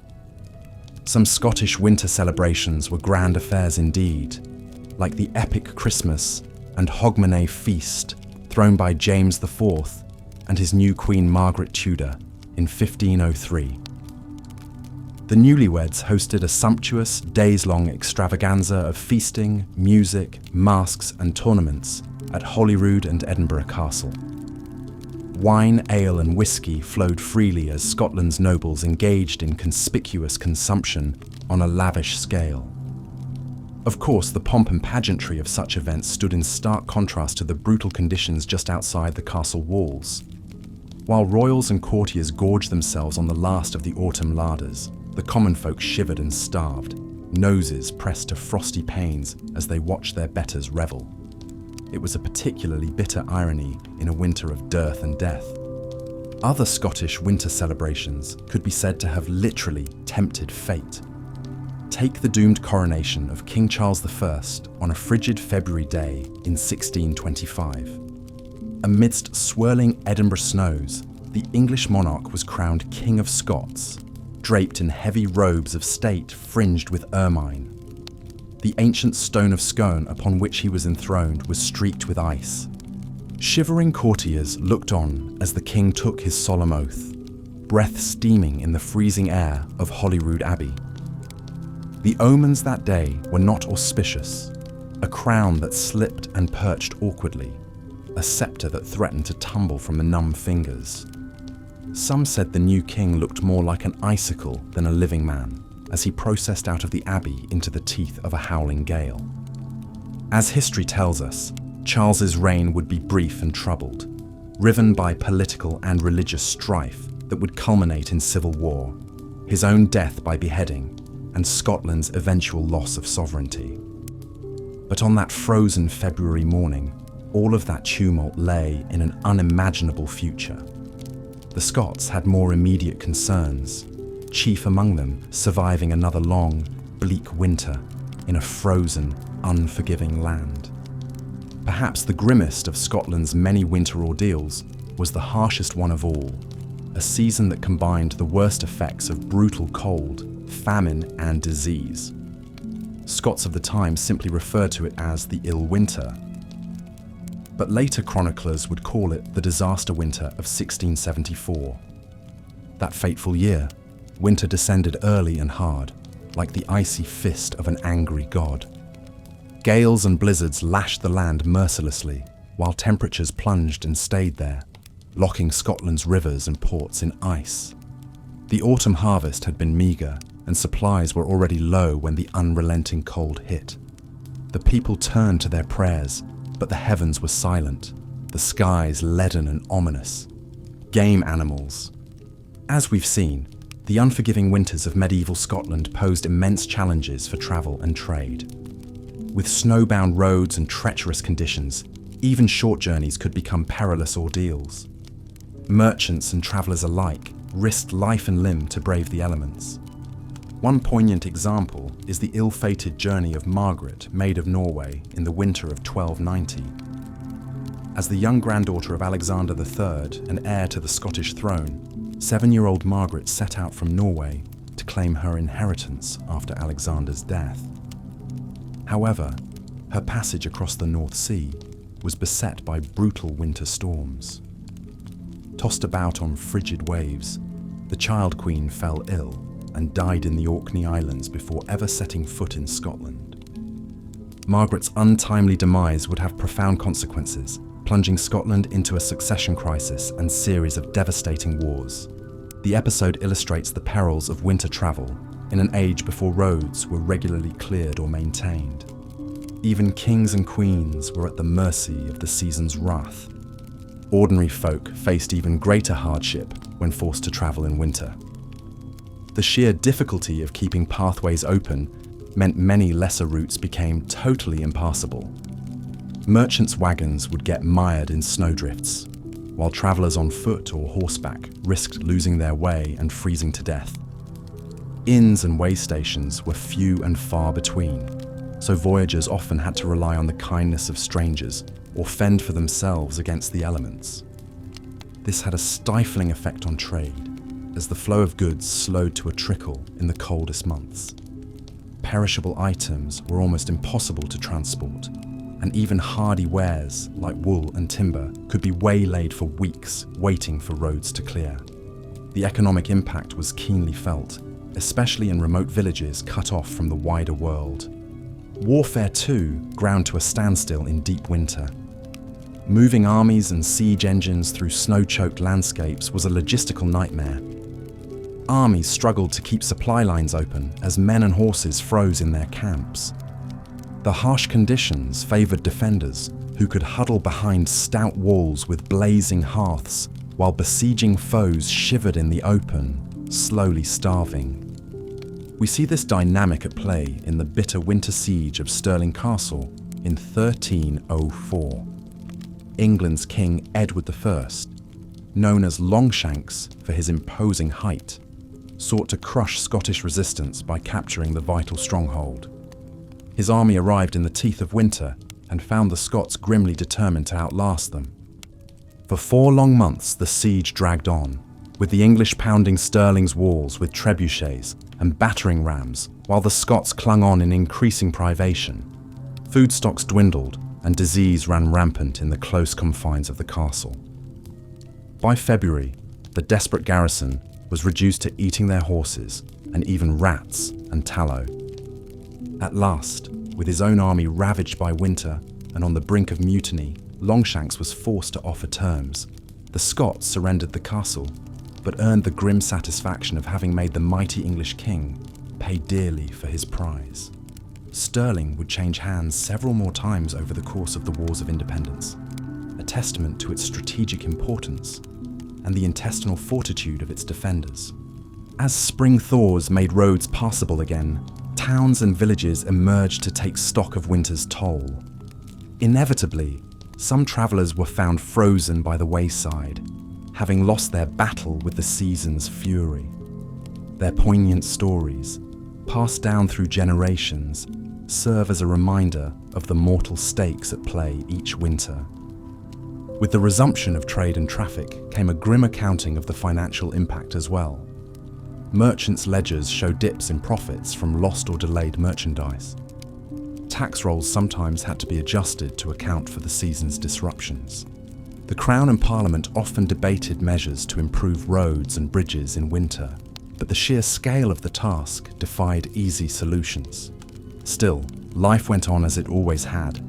With the snow melted and roads cleared, people resumed their journeys for business or pleasure. Markets bustled, and the land reawakened. The great seasonal wheel kept turning, even as memories of winter's bitter trials lingered. In time, those memories would fade, lost in the bustle of summer activity, until the next snowfall began the cycle anew. For medieval Scots, this oscillation between the stillness of winter and the renewal of spring was a fact of life. Navigating winter's fury required hardiness, planning, and no small measure of luck. But they endured, as they always had, finding reserves of resilience to match the starkness of the season. As we come to see, winter was an inescapable fact of life in medieval Scotland. Its impact felt in every sphere of existence. From the humblest crofter to the royal court, the season's icy grip shaped the very fabric of society. And nowhere was that impact felt more keenly than in the realm of health and medicine, a topic we'll explore in depth as our journey continues. In the flickering half-light of a winter's dawn, a hacking cough echoes through the warren-like confines of a crofter's hovel. Beside a meagre peat fire, a child's fevered brow glistens with sweat. A mother murmurs soothing words and a prayer, knowing all too well the perils winter brings. For in this harsh season, even minor illness could quickly turn deadly. Medieval medicine, with its limited understanding of disease, often did more harm than good. The icy winds howled through the glens, rattling the thatched roofs and seeping through the cracks in the stone walls. Huddled around the meagre warmth of the hearth, the crofter's family shivered, their breath misting in the frigid air. This was the cruel reality of winter in medieval Scotland, a time of hardship, privation, and all too often, death. As the long night stretched on and the weak sun barely skimmed the horizon, the spectre of hunger loomed large. The crofter's meagre stores of salted meat and dried grains dwindled with each passing day. The livestock, too, suffered in the bitter cold. The scrawny cattle huddled together for warmth, their ribs protruding beneath shaggy coats. The sheep fared little better, many succumbing to the gnawing hunger and relentless chill. For the poor crofter and his kin, there was little respite from the misery of winter. Their rough woolen clothing provided scant protection against the icy gales, and the damp chill seemed to seep into their very bones. They slept huddled together on pallets of straw, sharing body heat and fitful dreams of warmer days. But even in the great stone castles of the nobility, winter's icy fingers found their way through the cracks and crevices. The great halls may have boasted roaring fires and rich tapestries, but the damp seeped through the walls and the draughts whistled through ill-fitting shutters. In the year 1424, King James I himself nearly succumbed to the cold. According to legend, the king was travelling through the Highlands when a sudden blizzard forced him to take shelter in a crude bothy. Ill prepared for the harsh conditions, James reportedly almost froze to death before his retainers managed to kindle a fire and warm him with their own cloaks and bodies. Such tales were all too common in medieval Scotland, where even the highest born were not immune to winter's cruelty. The Great Winter of 1434 was said to be one of the worst in living memory. The snow fell ceaselessly for weeks, blanketing the landscape in a suffocating white shroud. Travellers spoke of drifts as high as a man's head, of entire villages cut off and isolated by the relentless blizzards. Many perished that winter, their bodies not found until the spring thaw revealed them, frozen and contorted in the melting snow. For those who survived the worst of the cold, hunger was an ever-present spectre. With the fields frozen and barren, crops withered and died. Game was scarce, the deer and wild boar driven to shelter deep in the forests. Even the rivers and lochs offered little sustenance, their surfaces frozen over, the fish retreating to the depths.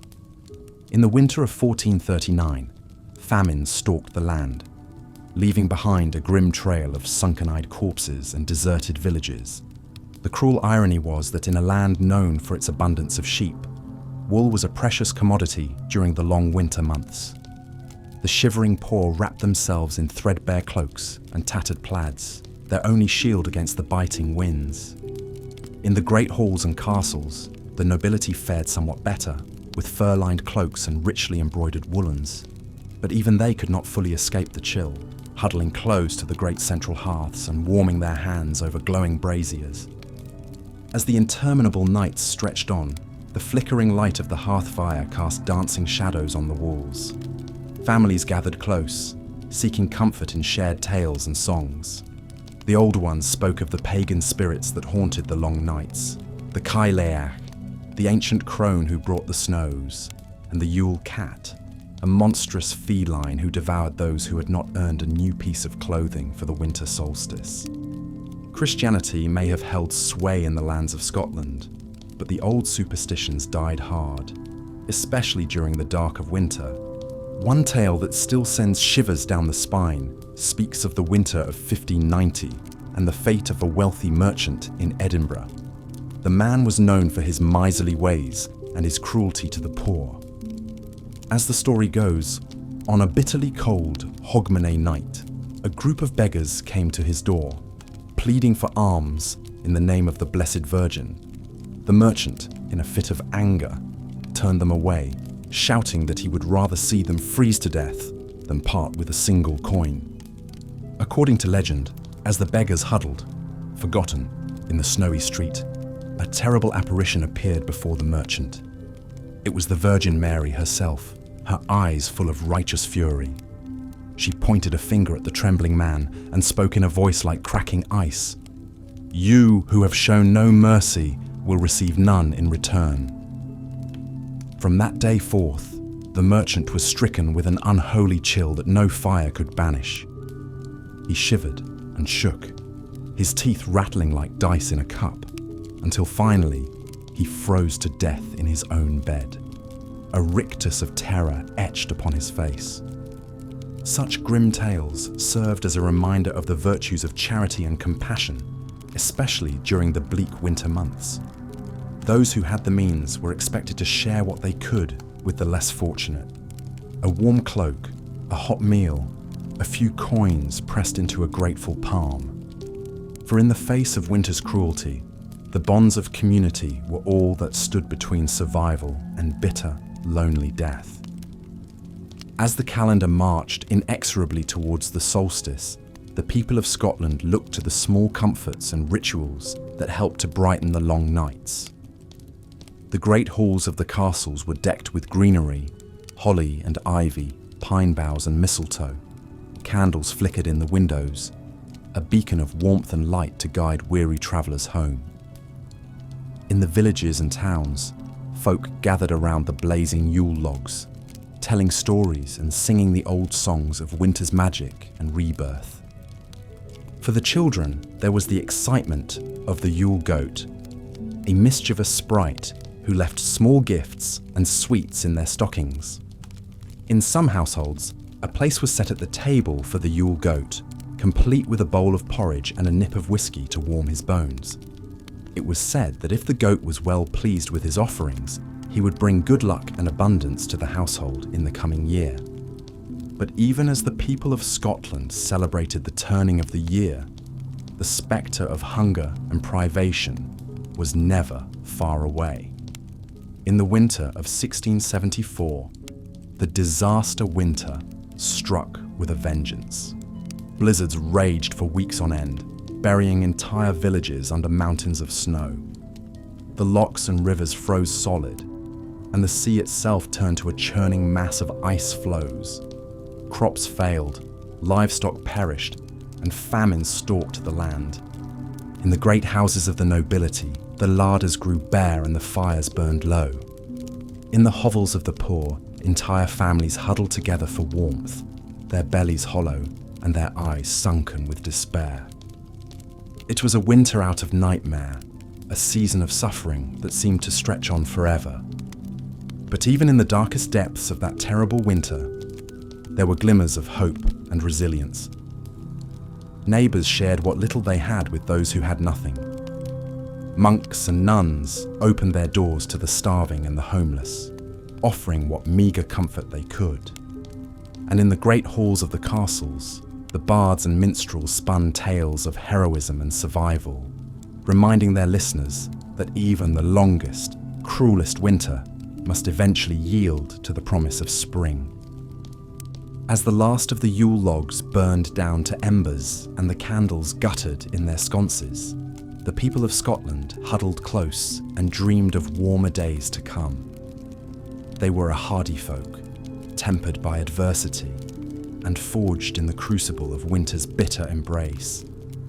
And though the nights were long and the winds howled like the mournful cry of a banshee, they knew that they would endure, as they always had, drawing strength and courage from the bonds of family, faith, and community that sustained them through even the darkest of times. And so, as the listener drifts off to sleep, lulled by the soft crackle of the dying fire and the distant howl of the winter wind, they can take comfort in the knowledge that they too are part of that ancient tapestry of resilience and endurance. For just as the people of medieval Scotland survived the brutal winters of long ago, so too shall we weather the storms and challenges of our own lives, drawing strength from the tales of those who came before us and the unbreakable bonds that unite us all.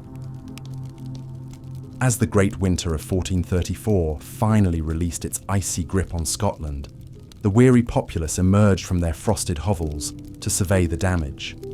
Icicles still clung stubbornly to the eaves of thatched roofs, while snowdrifts towered along the narrow, muddy lanes, snaking between crofts and castles alike. The thaw had begun, but winter's spectre still loomed heavy over the scarred landscape and battered people. Though spring's first green shoots heralded the slow return of life, the winter's toll could not be so easily forgotten or overcome. For the coming of spring did not mean the end of privation and hardship for the common folk of Scotland. Their meagre food stores had been depleted. Their beasts of burden lay stiff and frozen in barren fields. Planting had been delayed, and many had succumbed to the twin menaces of cold and hunger. As families picked through the detritus of winter like crows, scavenging a battlefield, the grim reality sunk in.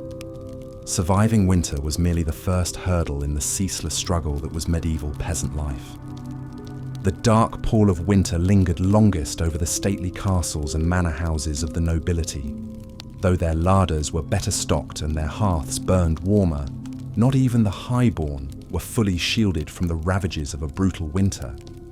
Many a minor laird or knight had been brought to ruin, the coin and credit required to heat their halls and feed their retinues sapping already precarious finances.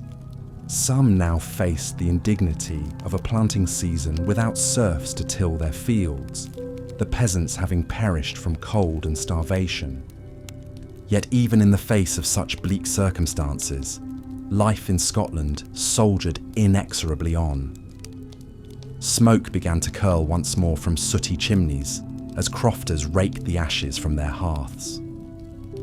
The patter of hammers and the scrape of saws rang out as homes were repaired, and the debris of winter cleared away. Gaunt, ragged peasants hitched themselves to ploughs in the absence of oxen, to churn the half-frozen earth for a meager planting. The turning of the seasons waited for no man, and there was work to be done. Keeping fed and warm were the twin imperatives that consumed Scottish lives for the long winter months. The two were inextricably linked, for staying warm required prodigious reserves of calories that could scarcely be spared. Food scarcity was an omnipresent spectre from December through March, and no one was left untouched. The typical Scottish peasant diet was already a dismal affair, consisting mainly of oat porridge, barley bread, pottage stews of vegetables, and scant meat scraps, and the occasional bit of cheese or preserved fish for those fortunate enough to afford it. In winter, even these paltry comestibles became a precious luxury. Crops withered in the fields under deep snow, and the cold-slowed rivers offered up a mere trickle of fish. Cattle and sheep dropped in the drifts, leaving only the most valuable breeding stock and a few scrawny chickens shivering in sod-roofed byres. The autumn slaughter had provided some salted and smoked meat, but it never lasted long. Only the most well-provisioned noble houses managed to keep their trestle tables groaning with food throughout the dark months. Even then, the fare took on a certain dull monotony as cellars of roots and kegs of salted herring were slowly depleted. Fresh game was always welcome when the hunting proved favourable and the snow not too deep for a hawking party or a pack of hounds to traverse. The king himself was fond of organising grand hunts to while away the cold, dark hours and fill his belly besides. One winter feast at James IV's court was said to have featured a centrepiece of roast warhorse stuffed with a suckling pig, which was in turn stuffed with a chicken. The bird's cavity fairly overflowed with seasoned pork stuffing and chestnuts imported at great expense from the continent. Such culinary extravagance was beyond the wildest imagination of the populace at large, who subsisted on ever more meagre rations as the long winter wore on. For most Scots, winter fare was more grim sustenance than gustatory pleasure, food eaten with the single-minded purpose of stoking the internal fires against the biting cold. Flavours were sharp and strong to jolt the senses awake. Pungent whey cheeses, throat-searing nips of whiskey, bitter herbs steeped in boiling water, or astringent tea brewed from pine needles when true tea was too scarce. Oats were the lifeblood of Scotland, and a simmering kettle of parritch was the culinary hearth round which the family gathered. The oats were often cut with barley, rye, ground acorns, or whatever other stretching agents could be found, transforming the porridge from a thick, creamy dish to a thin, bitter gruel as the winter progressed and the oat barrel grew bare. The pottage pot was likewise a catch-all for whatever shriveled roots, withered greens, and scant animal offal could be had. Its burbling contents grew increasingly watery and insipid as the months wore on, until it was little more than a weak vegetable broth, with perhaps a scrap or two of salt cod, floating forlornly amid the limp, colourless leaves.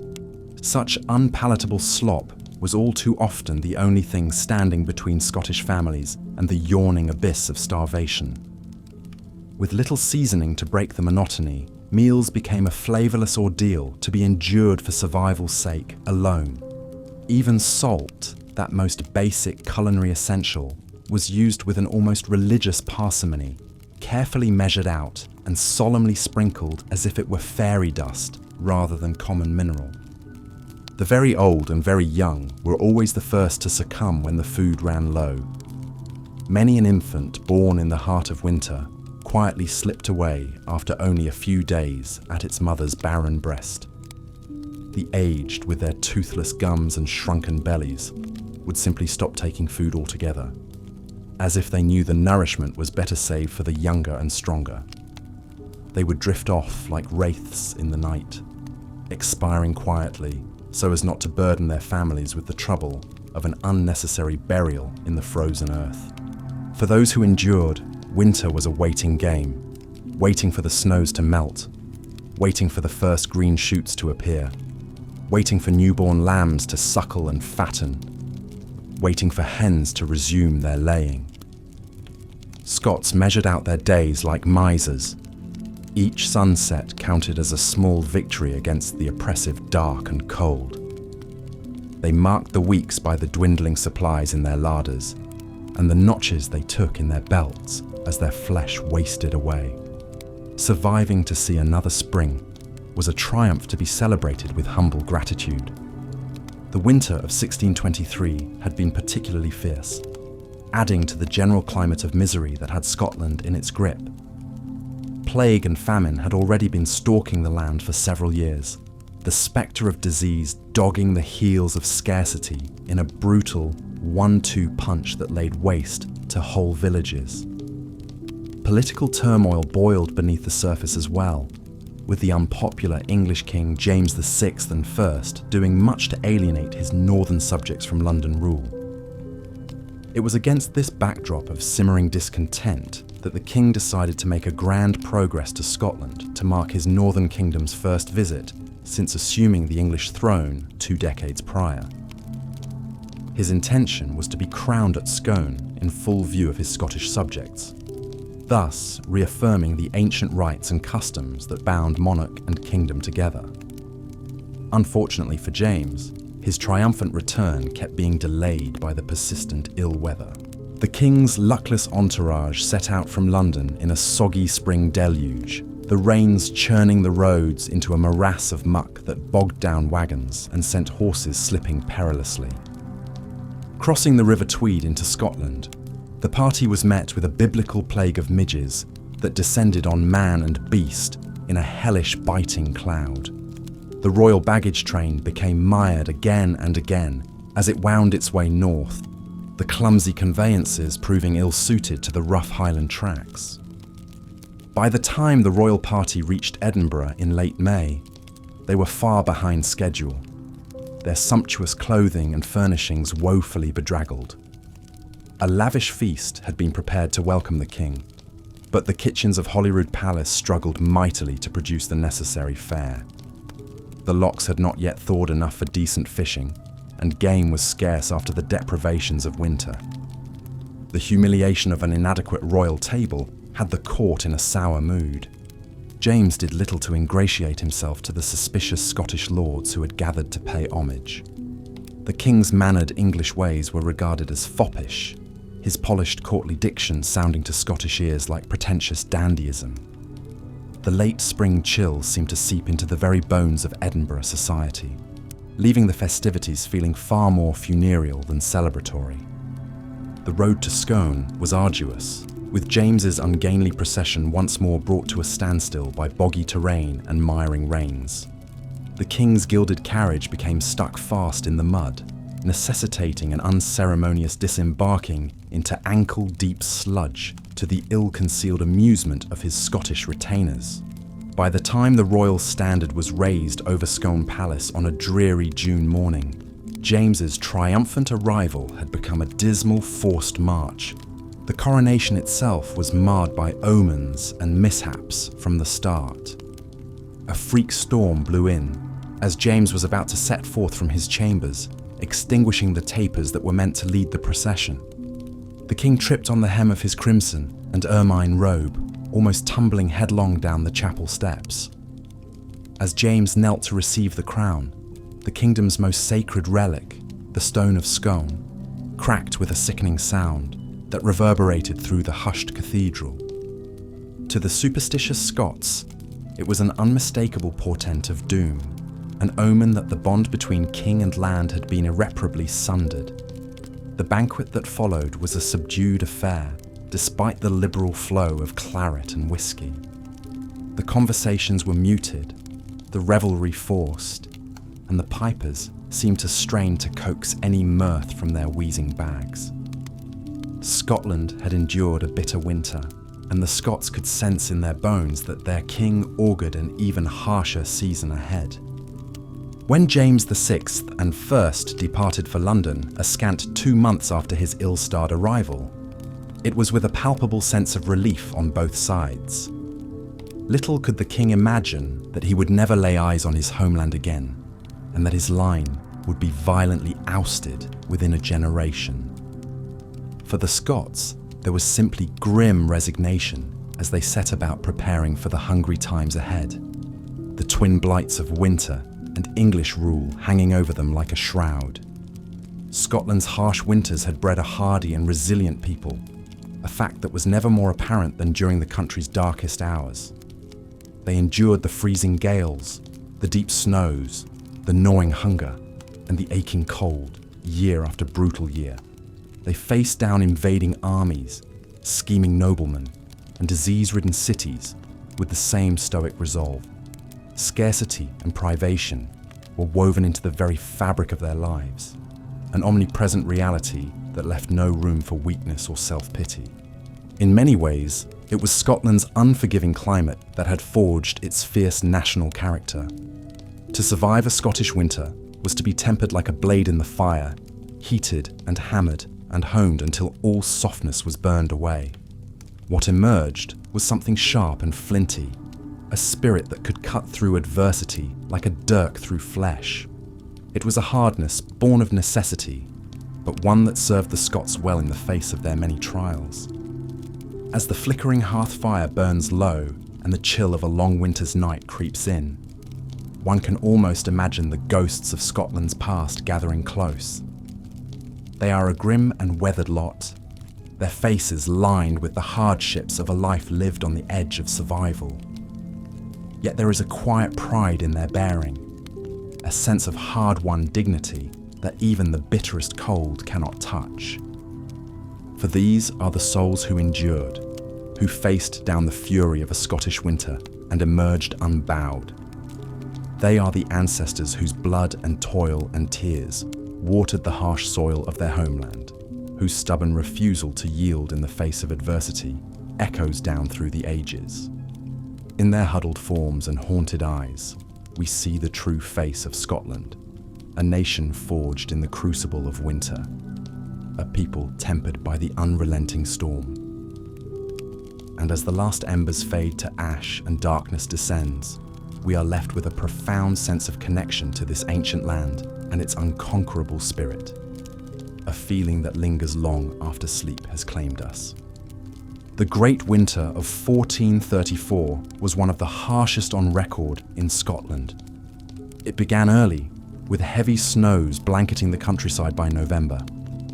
Icy winds howled down from the highlands, cutting through even the thickest wool cloaks and freezing men to the bone. The temperatures plummeted and stayed frigid for months on end.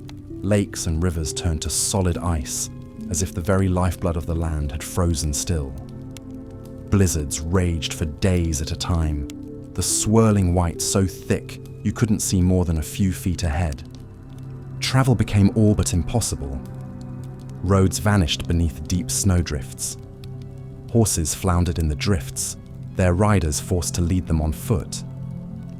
The few foolhardy enough to attempt journeys risked becoming lost, disoriented, buried in an anonymous snowy grave.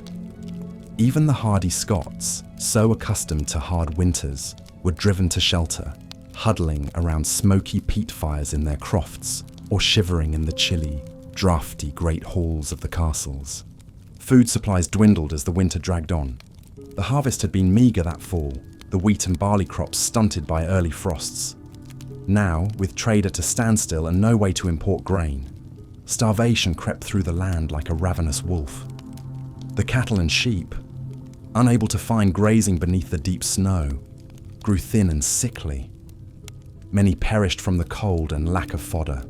Their frozen carcasses dotted the white fields, slowly devoured by the hungry. Desperate crofters took to slaughtering their precious breeding stock just to fill their children's empty bellies for another day. The spectre of famine loomed large that brutal winter.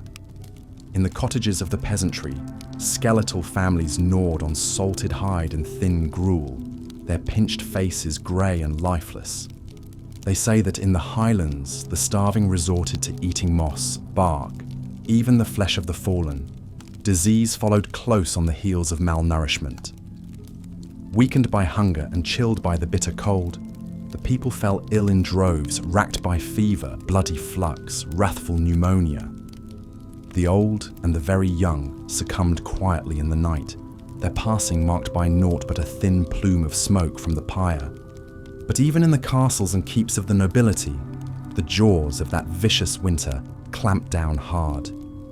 The great log fires roaring in the hearths offered scant warmth against the frigid, howling draughts that knifed through every chink in the stone walls. The lords and ladies shivered beneath mountains of furs, huddling close in the one room of the keep where the heat battled the damp and cold. They slept fitfully in the flickering dimness, their uneasy dreams stalked by the groans of the frozen trees in the black woods beyond the walls. Wine turned to slush in goblets, and platters of congealed venison felt like icy stones, even when fresh from the kitchens. The nobility's larders were better stocked than the peasants'. Salted meat, hard cheese, and dried apples secreted away at the harvest.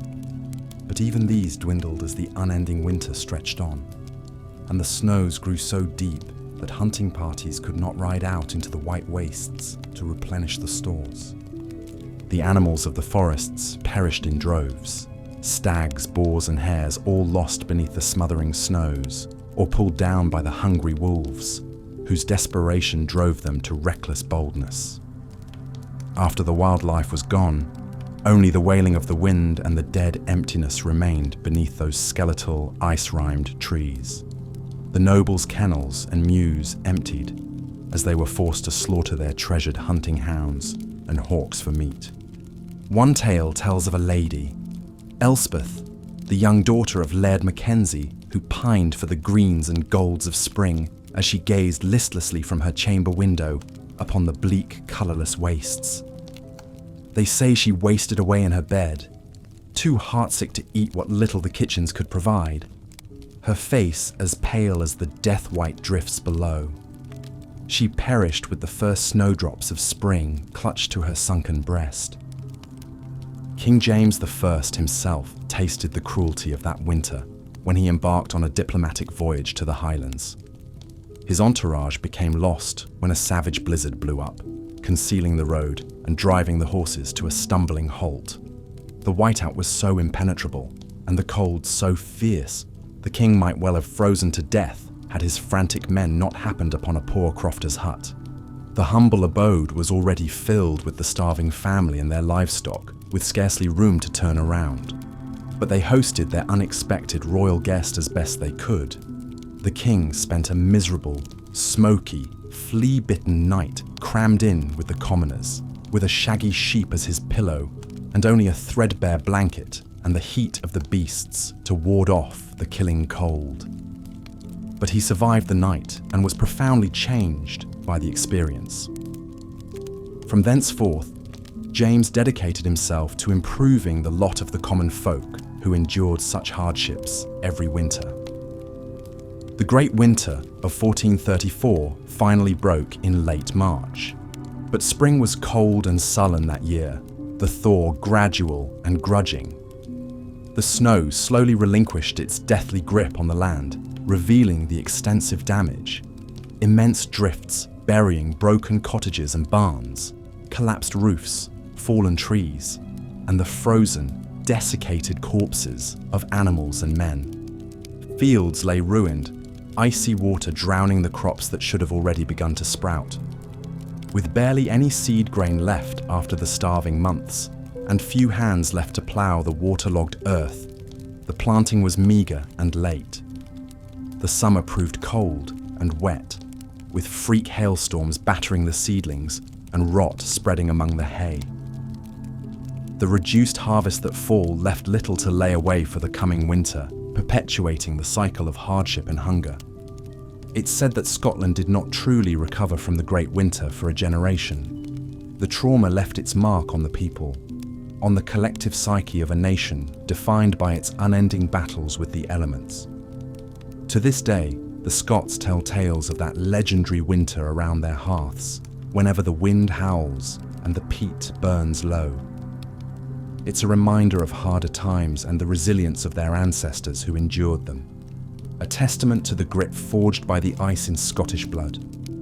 Even in modern times, with all our technology and comforts, a Scottish winter is nothing to take lightly.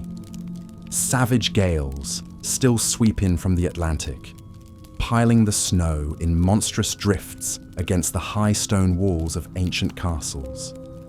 The wind still moans through the lonely moors like a lost soul. And when an icy draught sneaks beneath the door to prickle the back of your neck, it carries the chill of centuries, the ghosts of winters long past. So as you lie warm and cozy in your bed, listening to the rattle of sleet against the window's pane and the distant sough of the wind, spare a thought for those long-ago Scots.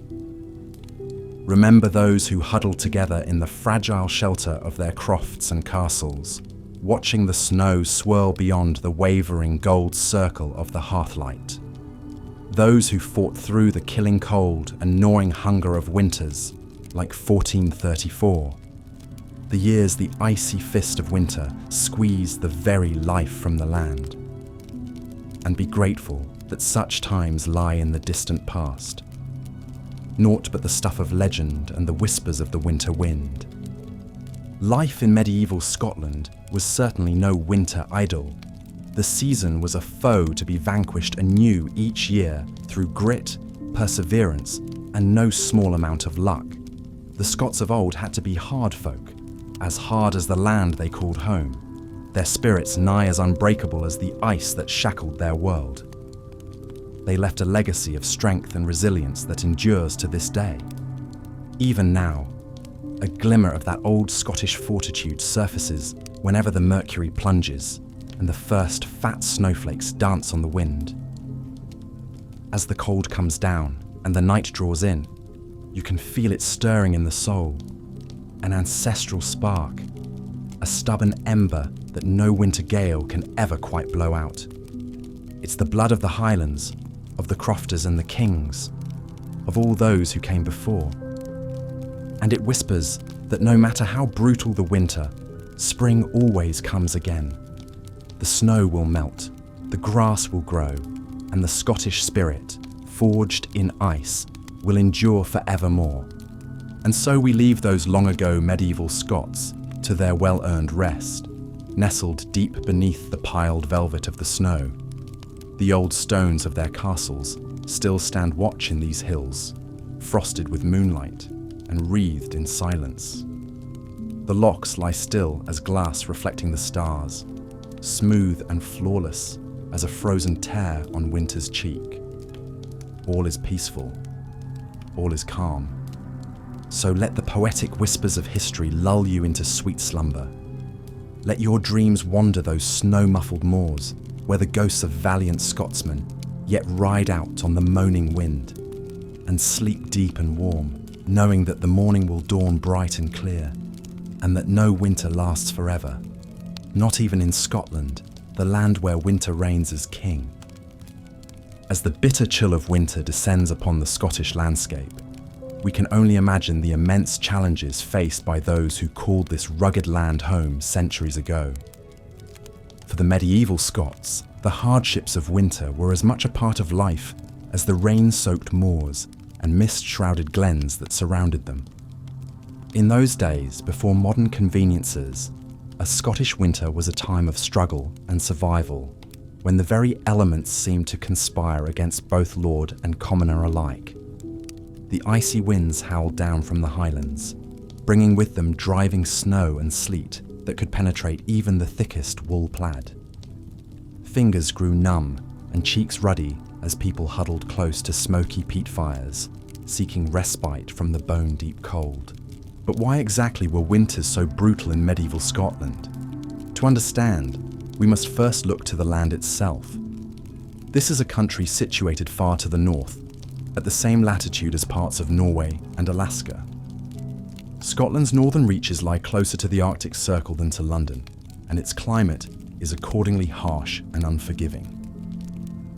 Much of Scotland consists of mountainous terrain, with the highlands covering the northern and western parts of the country. These ancient hills and glens create a natural barrier against the moderating influence of the Gulf Stream, allowing Arctic air masses to plunge southward over the land. The result is a climate considerably colder and wetter than other regions at similar latitudes, such as Denmark or Lithuania. This geographical reality alone would be enough to make Scottish winters formidable. But in the Middle Ages, an even greater climatic challenge arose that would test the endurance of Scotland's people for generations: the Little Ice Age. Beginning around the early 14th century, a period of global cooling began that would last for hundreds of years. Temperatures dropped precipitously, especially in Northern Europe and the British Isles. Winters grew longer, deeper, and more bitterly cold, while summers became shorter and wetter. Crop failures, famines, and disease outbreaks became more common as growing seasons shortened and food supplies dwindled. In Scotland, the effects of the Little Ice Age were particularly severe. Average temperatures plummeted by an estimated 2 degrees Celsius. The snow line crept lower down the mountains, at times nearly reaching the sea. Lochs and rivers froze over regularly, sometimes remaining solid for months on end. One contemporary account describes the winter of 1434 as being so harsh that most part of the country was covered with snow and many died from exposure. It's difficult for us to imagine today just how challenging daily life would have been for medieval Scots in the face of such relentless cold. With none of the insulated homes, central heating, or thermal clothing that we take for granted, their survival each winter was truly a triumph of human resilience. For commoners, home was often a drafty stone cottage or even a crude turf-walled hovel, ill-suited to fending off the chill. Firewood was a precious commodity, and peat fires provided more smoke than heat. Livestock were brought indoors to share body heat, adding to the close and unsanitary conditions. Nobles fared somewhat better in grand castles and manor houses, but even thick stone walls could only do so much against the penetrating damp and cold.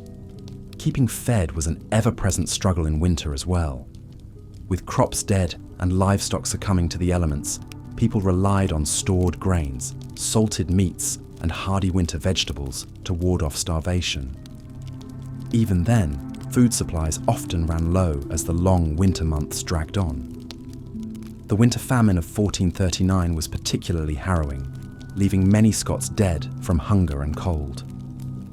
In the face of such hardships, mere survival required full measures of tenacity and ingenuity. Heavy woolen plaids, fur-lined boots, and knitted cowls became essential garments. People slept huddled together for warmth, at times even bringing livestock into bed with them. Hot, mulled wine and whiskey were quaffed in abundance to stoke inner fires against the chill. But the impacts of Scotland's brutal winters extended far beyond the walls of home and hearth. In a land where even summer travel was arduous, winter could isolate entire communities for months when snow-choked roads became impassable. Trade slowed to a trickle, communications faltered, and the machinations of governance ground to a halt. Armies struggled to campaign as William Wallace learned to his dismay when winter dysentery decimated his forces. Even the best-laid winter plans of kings could be disrupted, sometimes with far-reaching consequences. When King James I found himself stranded by a blizzard on the road to Edinburgh in 1424, he was set upon by rebellious nobles and very nearly perished from exposure before reaching safety. It's said the experience left him with a lifelong hatred of the cold. As the Middle Ages progressed, Scotland's winter woes only seemed to multiply. The 1540s brought a string of miserably cold winters that led to widespread crop failures and famines. The year 1565 saw Mary, Queen of Scots, endure a grueling winter march from Edinburgh to Dunbar through knee-deep snow with enemies in close pursuit. And the winter of 1620 was so frigid that starving Scots were reduced to eating horses, dogs, cats, and other unclean beasts, according to one aghast English observer.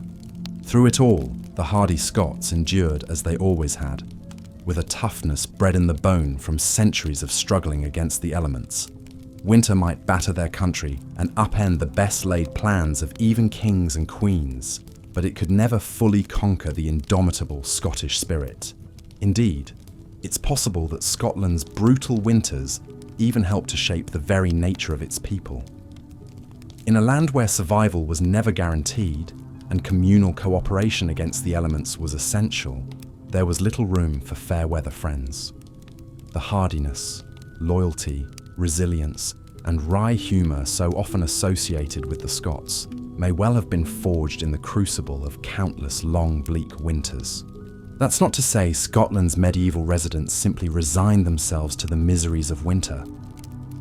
On the contrary, they did their utmost to keep seasonal spirits high, even in the bleakest depths of the cold. The winter holidays of Christmas and Hogmanay were celebrated with gusto, offering welcome respite from the daily grind of survival. Precious stores of food and drink were broken out and shared freely, while music, dancing, and storytelling around hearthside fires helped keep the long nights at bay. But even these fleeting moments of levity were often touched by the ever-present spectre of winter hardship. In 1434, during a particularly boisterous Hogmanay feast at Edinburgh Castle, the Great Hall's overloaded floor actually collapsed, sending scores of revellers plummeting into the cellars below.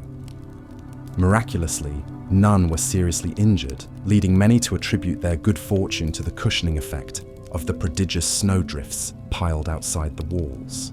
Through it all, the greatest bulwark against the ravages of winter may well have been the deep sense of faith and community that sustained the Scots through even the darkest, coldest nights. In a world where comfort was scarce and survival uncertain, people clung fiercely to their kin, their neighbours, and their God.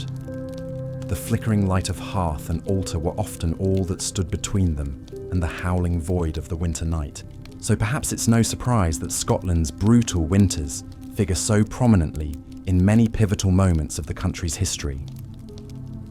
It was during the Great Winter Siege of Stirling Castle in 1304 that Edward I of England earned his moniker Longshanks, as he stubbornly refused to yield to the bitter cold or Scottish defenders.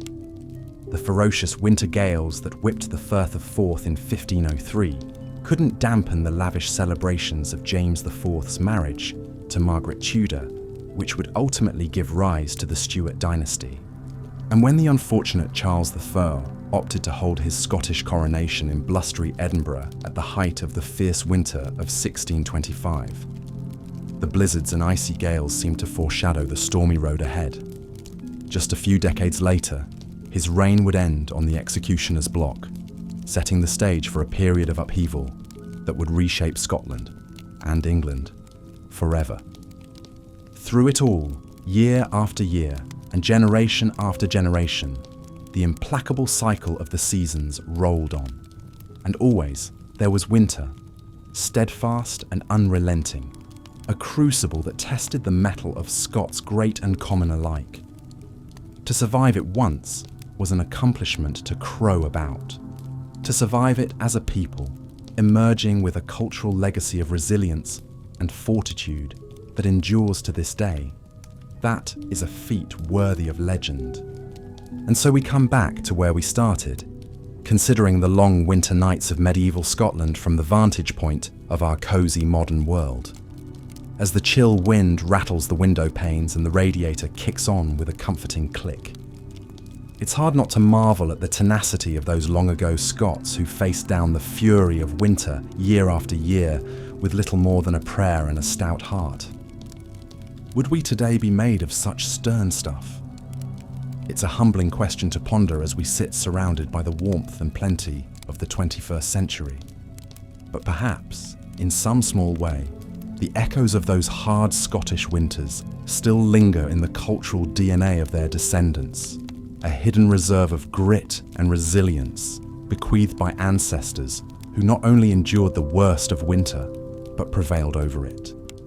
So as we drift off to sleep, safe and snug against the cold, let us spare a thought for the ghosts of winters past, for the medieval Scots who huddled together against the howling night, drawing strength from faith, family, and an undaunted spirit that even the fiercest winter gales could never fully extinguish.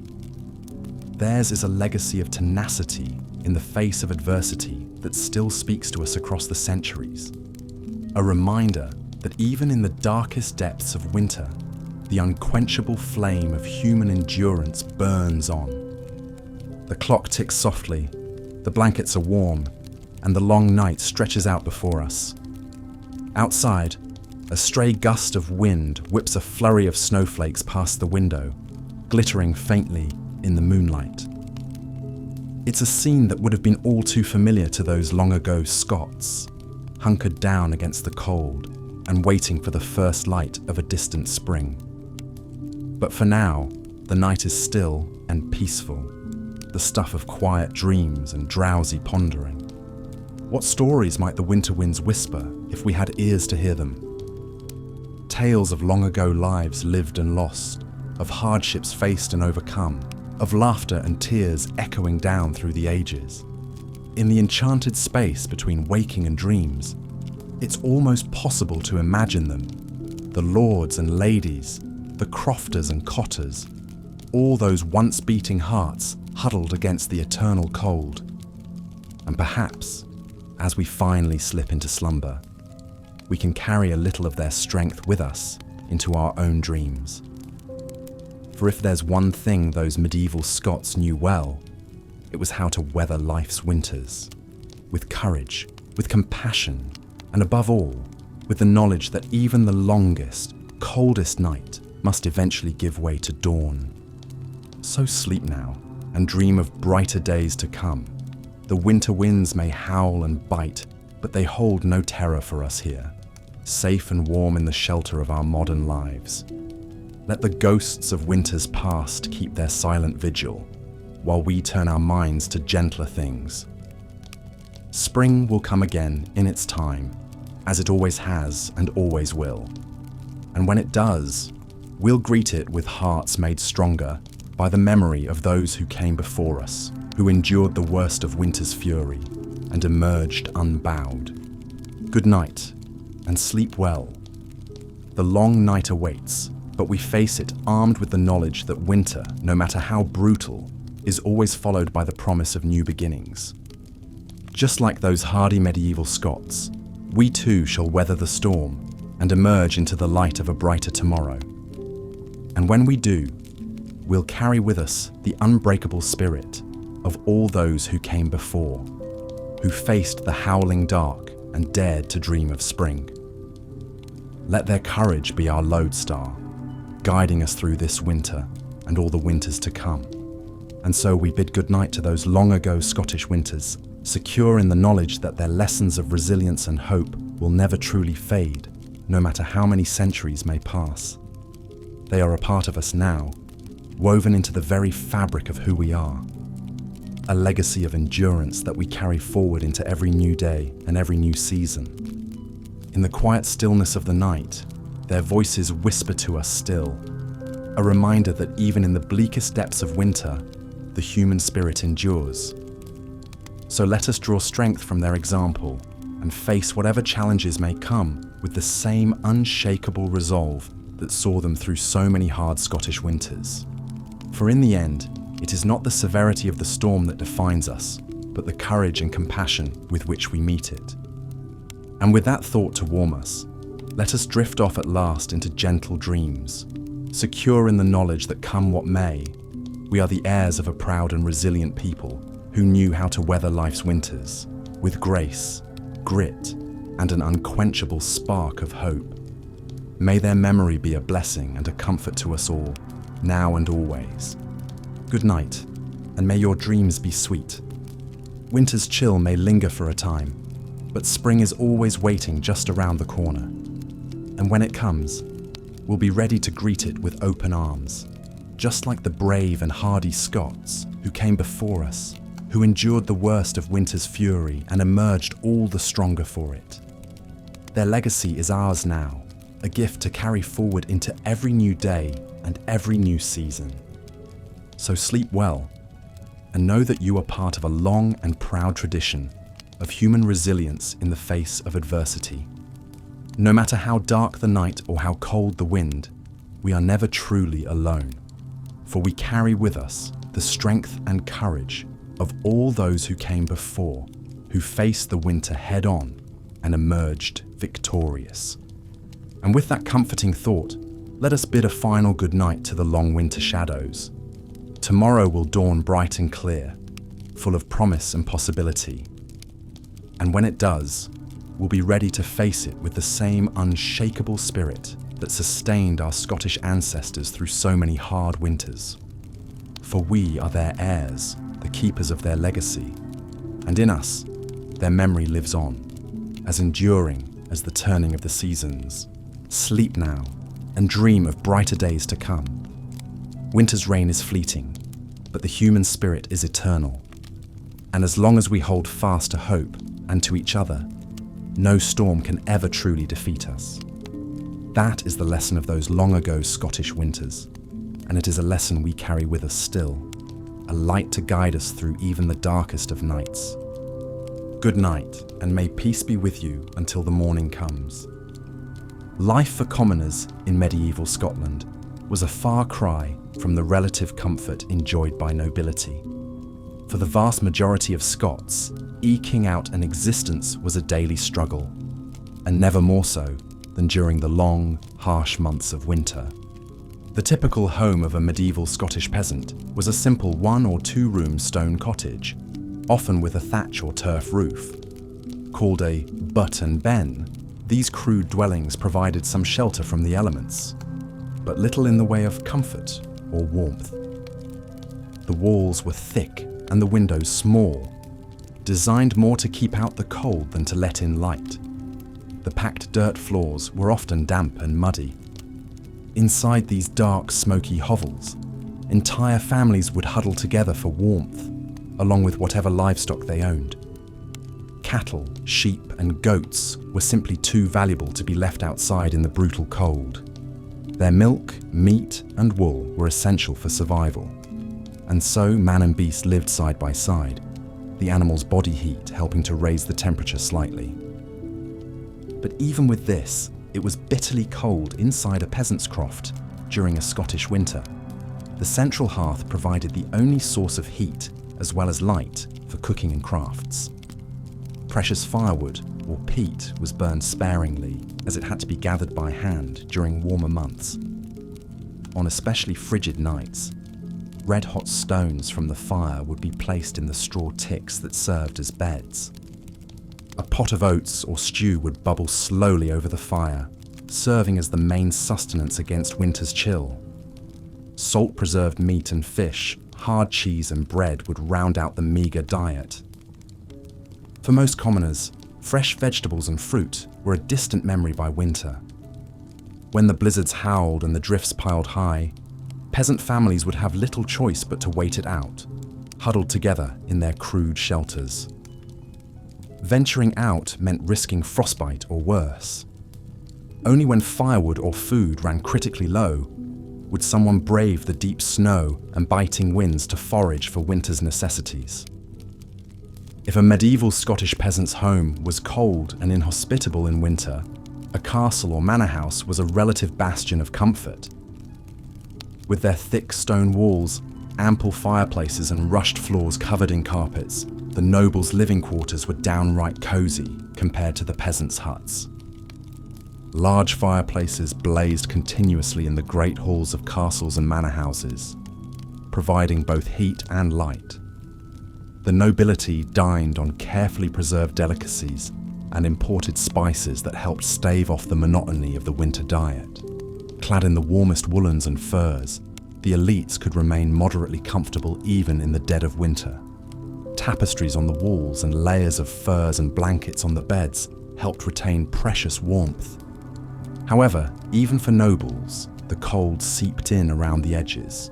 Castles and manor homes were typically constructed more for defense than comfort. The large, drafty halls could never be heated evenly, and cold always lurked in distant corners.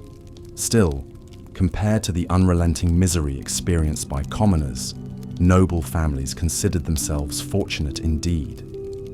The disparity between noble and peasant in medieval Scotland was never more stark than in winter.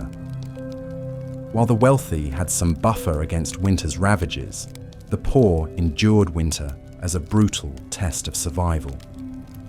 Yet no matter their station, all medieval Scots marked the passing of winter with a sense of profound relief and a renewed appreciation for the relative warmth of spring. As brutal as the living conditions could be during winter in medieval Scotland, simply keeping warm enough to survive the frigid temperatures was an all-consuming challenge. With indoor heating technology rudimentary at best, Scots had to utilise every method at their disposal to ward off the bone-chilling cold that pervaded castle and cottage alike. Clothing was the first line of defence. The nobility had access to the warmest and finest garments. Think thick woolen cloaks, fur-lined gloves and caps, tall leather boots. But even the elites layered their clothing as much as possible in winter. Heavy linen shirts, extra petticoats and stockings, even multiple cloaks would be donned to trap precious body heat. Commoners, of course, made do with much less. A peasant man's winter garb typically consisted of a coarse, undyed woolen tunic, ill-fitting trousers, and leather shoes stuffed with straw for insulation. A cloak or blanket served as an outer layer. Women wore long, heavy skirts and shawls. Children bundled up in whatever cast-off clothing could be spared. Animal skins and furs, rabbit, sheep, even dog or cat if times were truly desperate, supplemented meagre wardrobes. But even the thickest woolens couldn't fully combat the damp chill that settled into Scottish homes during the long winter months. The central hearth was the only source of warmth for most commoners, and it was a feeble one at that.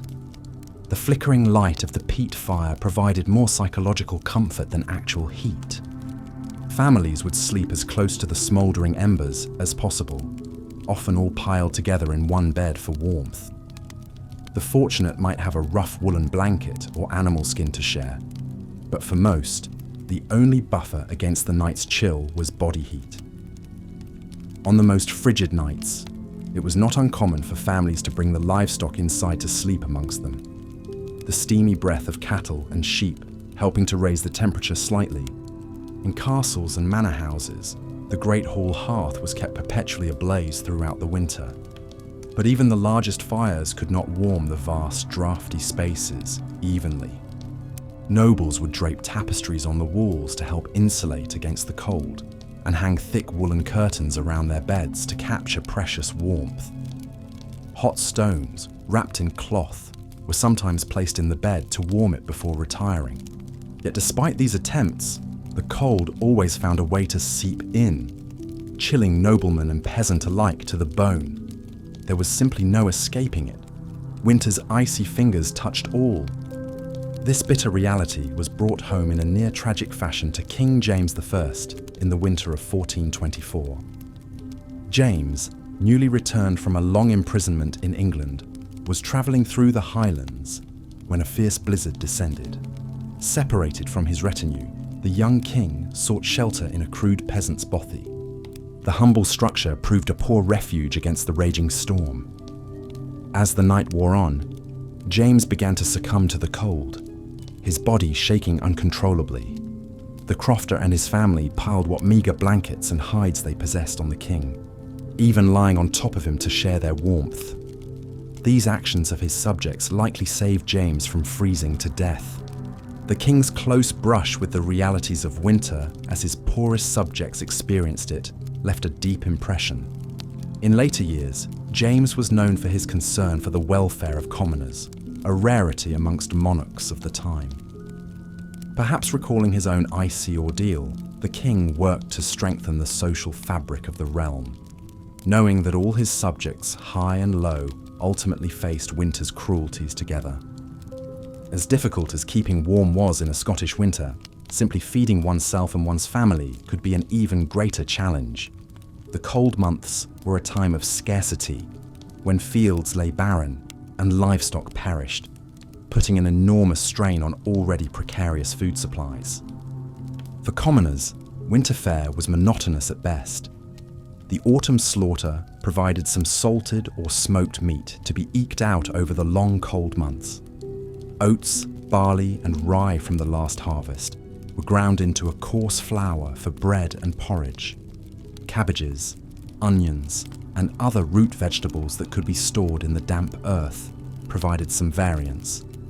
Fish caught in the fall and dried or smoked supplemented the meager diet. But as winter wore on, even these humble provisions began to run low. By late winter, many peasant families were subsisting on a pottage of oats and whatever vegetables were left, supplemented by what wild game could be caught. The weakest livestock were slaughtered as a last resort, the tough meat providing a momentary respite from gnawing hunger. In castles and manor houses, the winter diet was more varied, but still presented challenges. Nobility had access to expensive spices and imported delicacies that helped break the tedium of winter fare. Game from extensive hunting preserves graced noble tables. Carefully preserved fruits, nuts, and cheeses added some colour to the plate. Yet even for the wealthiest Scots, winter brought a certain austerity to the table. The lack of fresh vegetables and limited variety took their toll, as did the ever-present threat of spoilage. Rotten meat and mouldy grain were an ever-present danger, even in the best-stocked larders.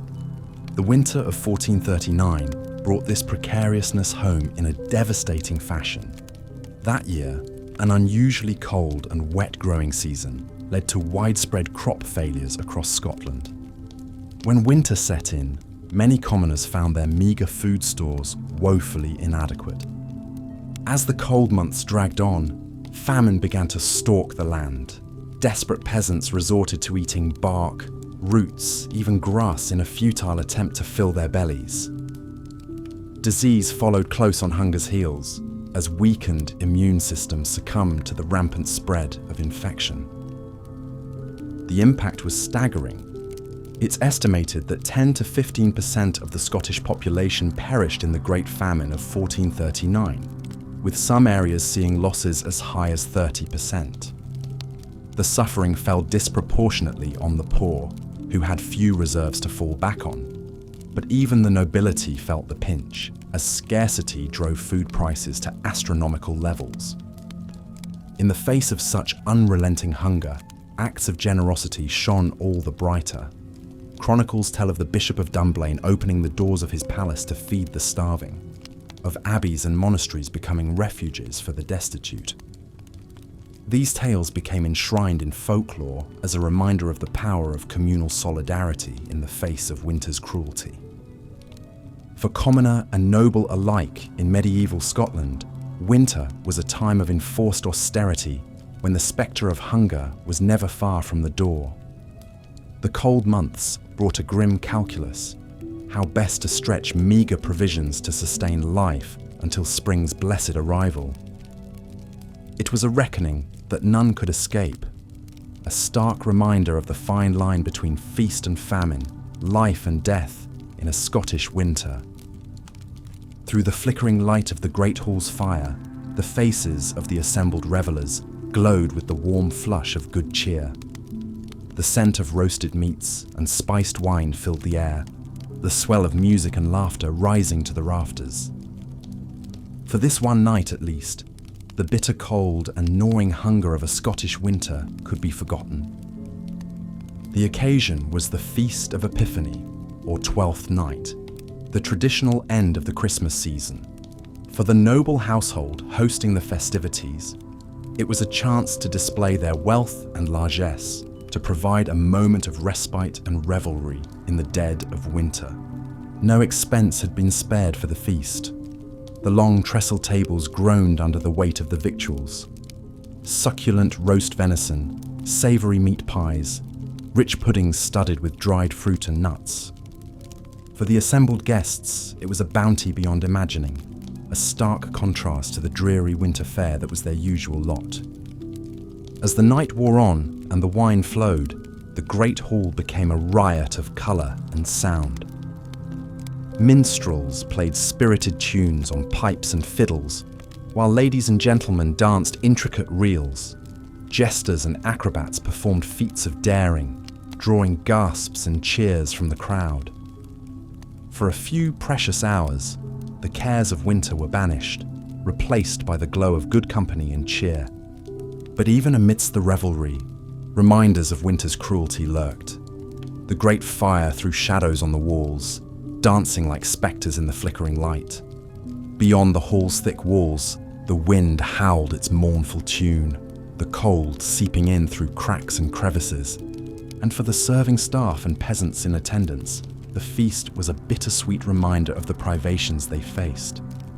While the nobility dined on the finest delicacies, their own bellies grumbled with hunger.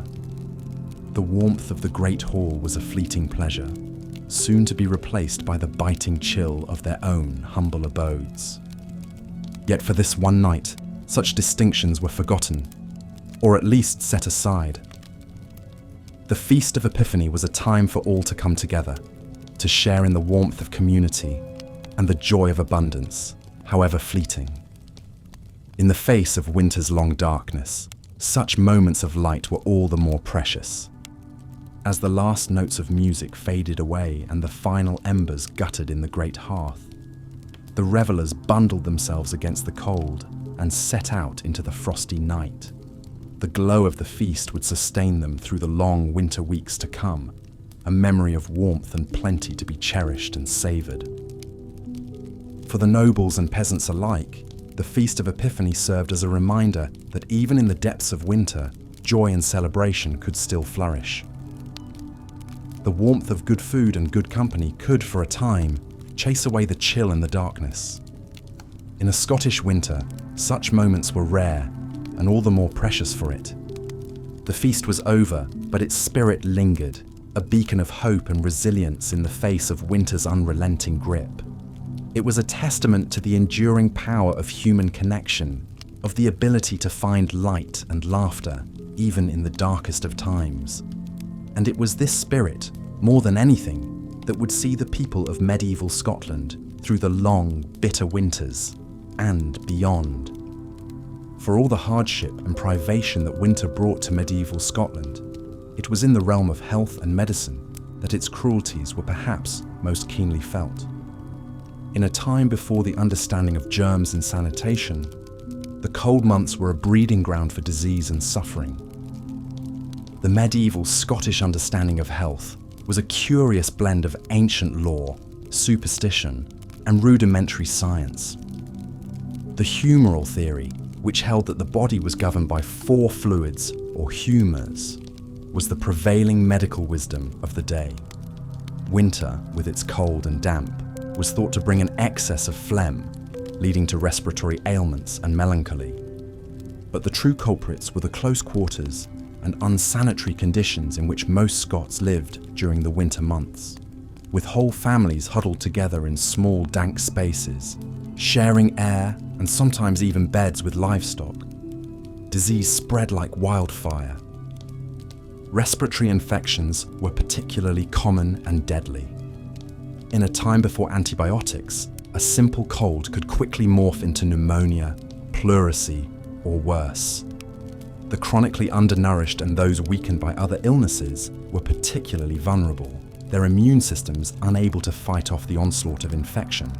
Other winter maladies included rheumatism and arthritis, exacerbated by the damp cold, and skin conditions like chilblains and frostbite. Burns were also common, as people huddled close to what meagre fires they could muster. And always, hunger gnawed at the belly, weakening the body and the spirit. The remedies available were woefully inadequate to the task. Herbs and potions, poultices and bloodletting, these were the tools of the medieval Scottish healer. While some, like honey and garlic, did have antimicrobial properties, most were based more on superstition than science. In 1326, the famed Scottish military leader William Wallace found himself facing an enemy even he could not outfight. A dysentery outbreak that swept through his camp in the dead of winter.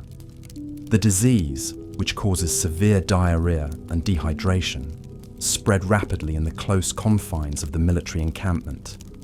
Weakened by hunger and cold, Wallace's men fell ill by the dozens. The camp became a fetid breeding ground of misery, the stench of sickness and death hanging heavy in the frigid air. Without proper sanitation or medical care, there was little to be done but wait for the outbreak to run its grim course. By the time the epidemic had passed, Wallace's once mighty army had been reduced to a shadow of its former self. Hundreds lay dead, their bodies hastily buried in the frozen ground. Those who survived were left weakened and demoralized, easy prey for the English forces they had been fighting.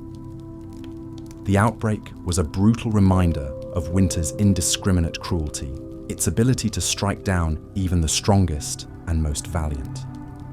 In a time before modern medicine, such epidemics were all too common, their toll measured in lives lost and futures forever altered. For commoner and noble alike, winter illness was a spectre that loomed large. It was a time of dread and uncertainty when even a minor ailment could quickly turn deadly. The home remedies and superstitions that passed for medicine were small comfort in the face of such pervasive suffering. Yet even in the depths of winter sickness, there were glimmers of hope and humanity. Neighbours cared for neighbours, sharing what meagre food and warmth they had. Monks and nuns tended to the sick and dying, offering what comfort they could.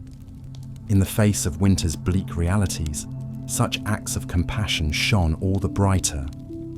It was this spirit of resilience and solidarity that saw the people of medieval Scotland through the worst of winter's ravages. In a time of unrelenting hardship, they found strength.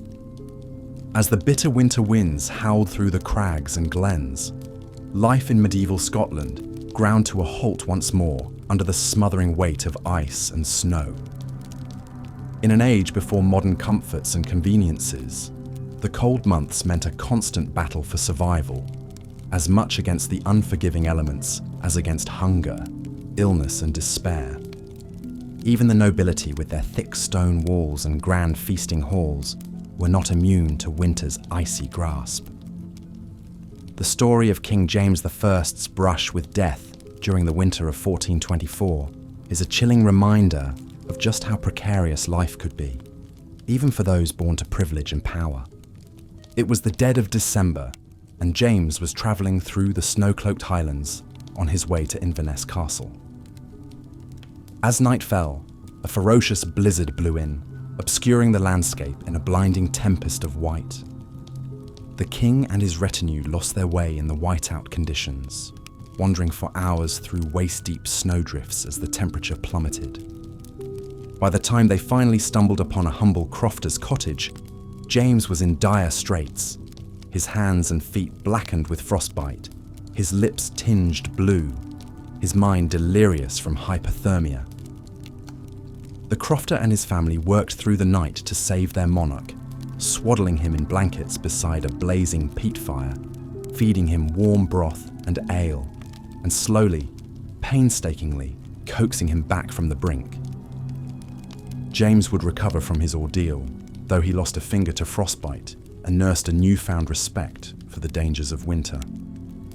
But for most of his subjects, the risk of freezing to death was a constant companion through the bleak months, with only the most meagre of defences to ward off the killing cold. Clothing offered what scant protection it could. Peasants bundled up in as many woolen layers as they could muster, tunics, hose, hoods, and cloaks if they were lucky enough to afford them. Animal furs and hides were prized for their warmth, though beyond the reach of most. The well-off might cluster around in fur-lined boots and gloves, but chilblains and frostbite remained facts of life for rich and poor alike.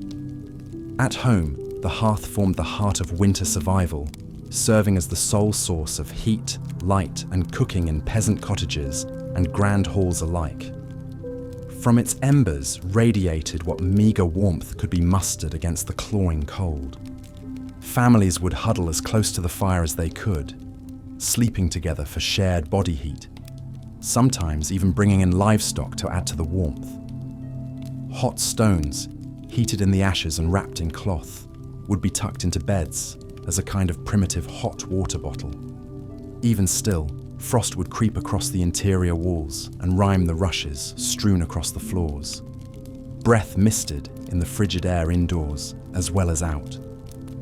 With the larders of summer and autumn exhausted, food became scarce as winter tightened its grip.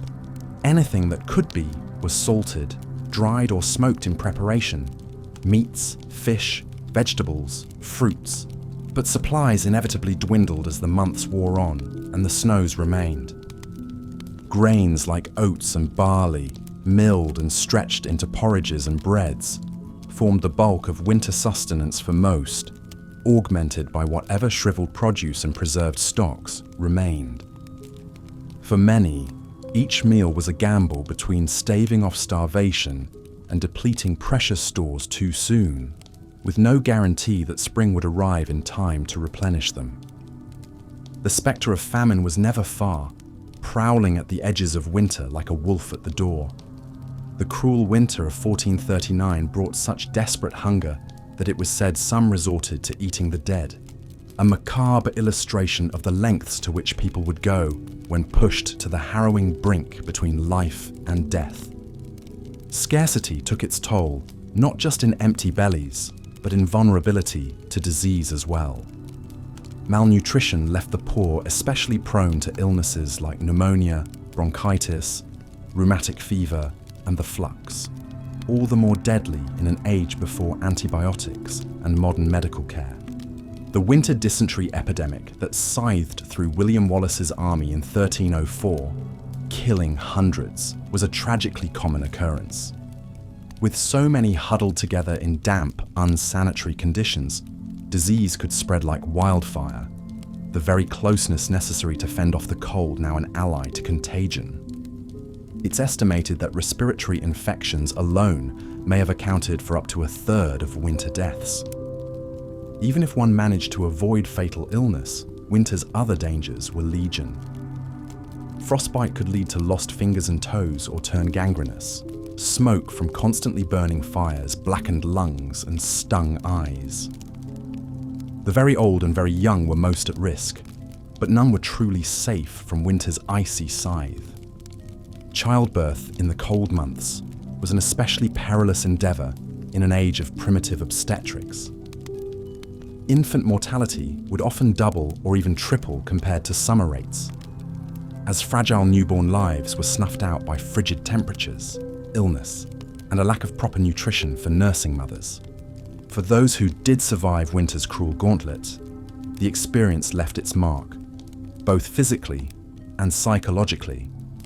Archaeological examination of medieval Scottish remains reveals spines bent by hunching against the cold, joints gnarled by frostbite and arthritis, and lungs scarred by pneumonia and smoke. The effects of malnutrition can be read in the bones as well, with growth stunting, rickets, and other signs of deficiency. Surviving winter was an ordeal that bred a certain grim hardiness in the Scots, a stubborn fortitude against adversity that would come to define the national character, when the American poet Ralph Waldo Emerson later wrote that the Scots are the indomitableness of human beings against weather. He was paying backhanded homage to the tenacity required to endure the unyielding torment of those medieval winters, year after year, generation after generation. But endure they did, with a stubborn resolve born of necessity and sheer force of will. Winter was weathered with a certain fatalistic stoicism, an acceptance that the cold months were simply a cruel fact of life that had to be borne, like the changing of the seasons or the turning of the tides. That's not to say there weren't bright spots in the bleakness, flashes of light and levity amidst the privation and pain. The great winter festivals of Christmas and Hogmanay offered brief respite from the cold, occasions for feasting, carousing, and companionship that helped to fortify the spirit against the trials to come. Huddled together around smoky peat fires, warmed by whiskey and fellowship, the Scots would swap stories and songs, spinning tales of summer's promised return. Poets like Robert Henryson, in verses like The Winter Ballad, gave voice to the stubborn optimism that spring would one day conquer winter's icy tyranny. And thus bides winter with his frosty beard, till once again the spring her flowers has reared, and banished all the cold with her fair face. Even in the depths of winter's barrenness then, hope persisted. A small, faint thing, perhaps, but unquenchable still. Life went on, as it always had and always would, in a hard-bitten cycle of resilience and dogged survival, and slowly but surely, the thaw would come. The first snowdrops would peek tentatively through the frost, heralding the longed-for return of gentler days. Icicles would drip from the eaves, and the land would soften and green beneath the strengthening sun. Winter, at long last, would loosen its white-knuckled grip, and the hardy Scots would emerge from their smoky hovels to take up plough and pasture once more. They would count their losses, bury their dead, and begin the grim work of rebuilding, in stoic certainty that winter would return again to ravage and reap. But for a precious few short months at least, some small measure of ease could be reclaimed.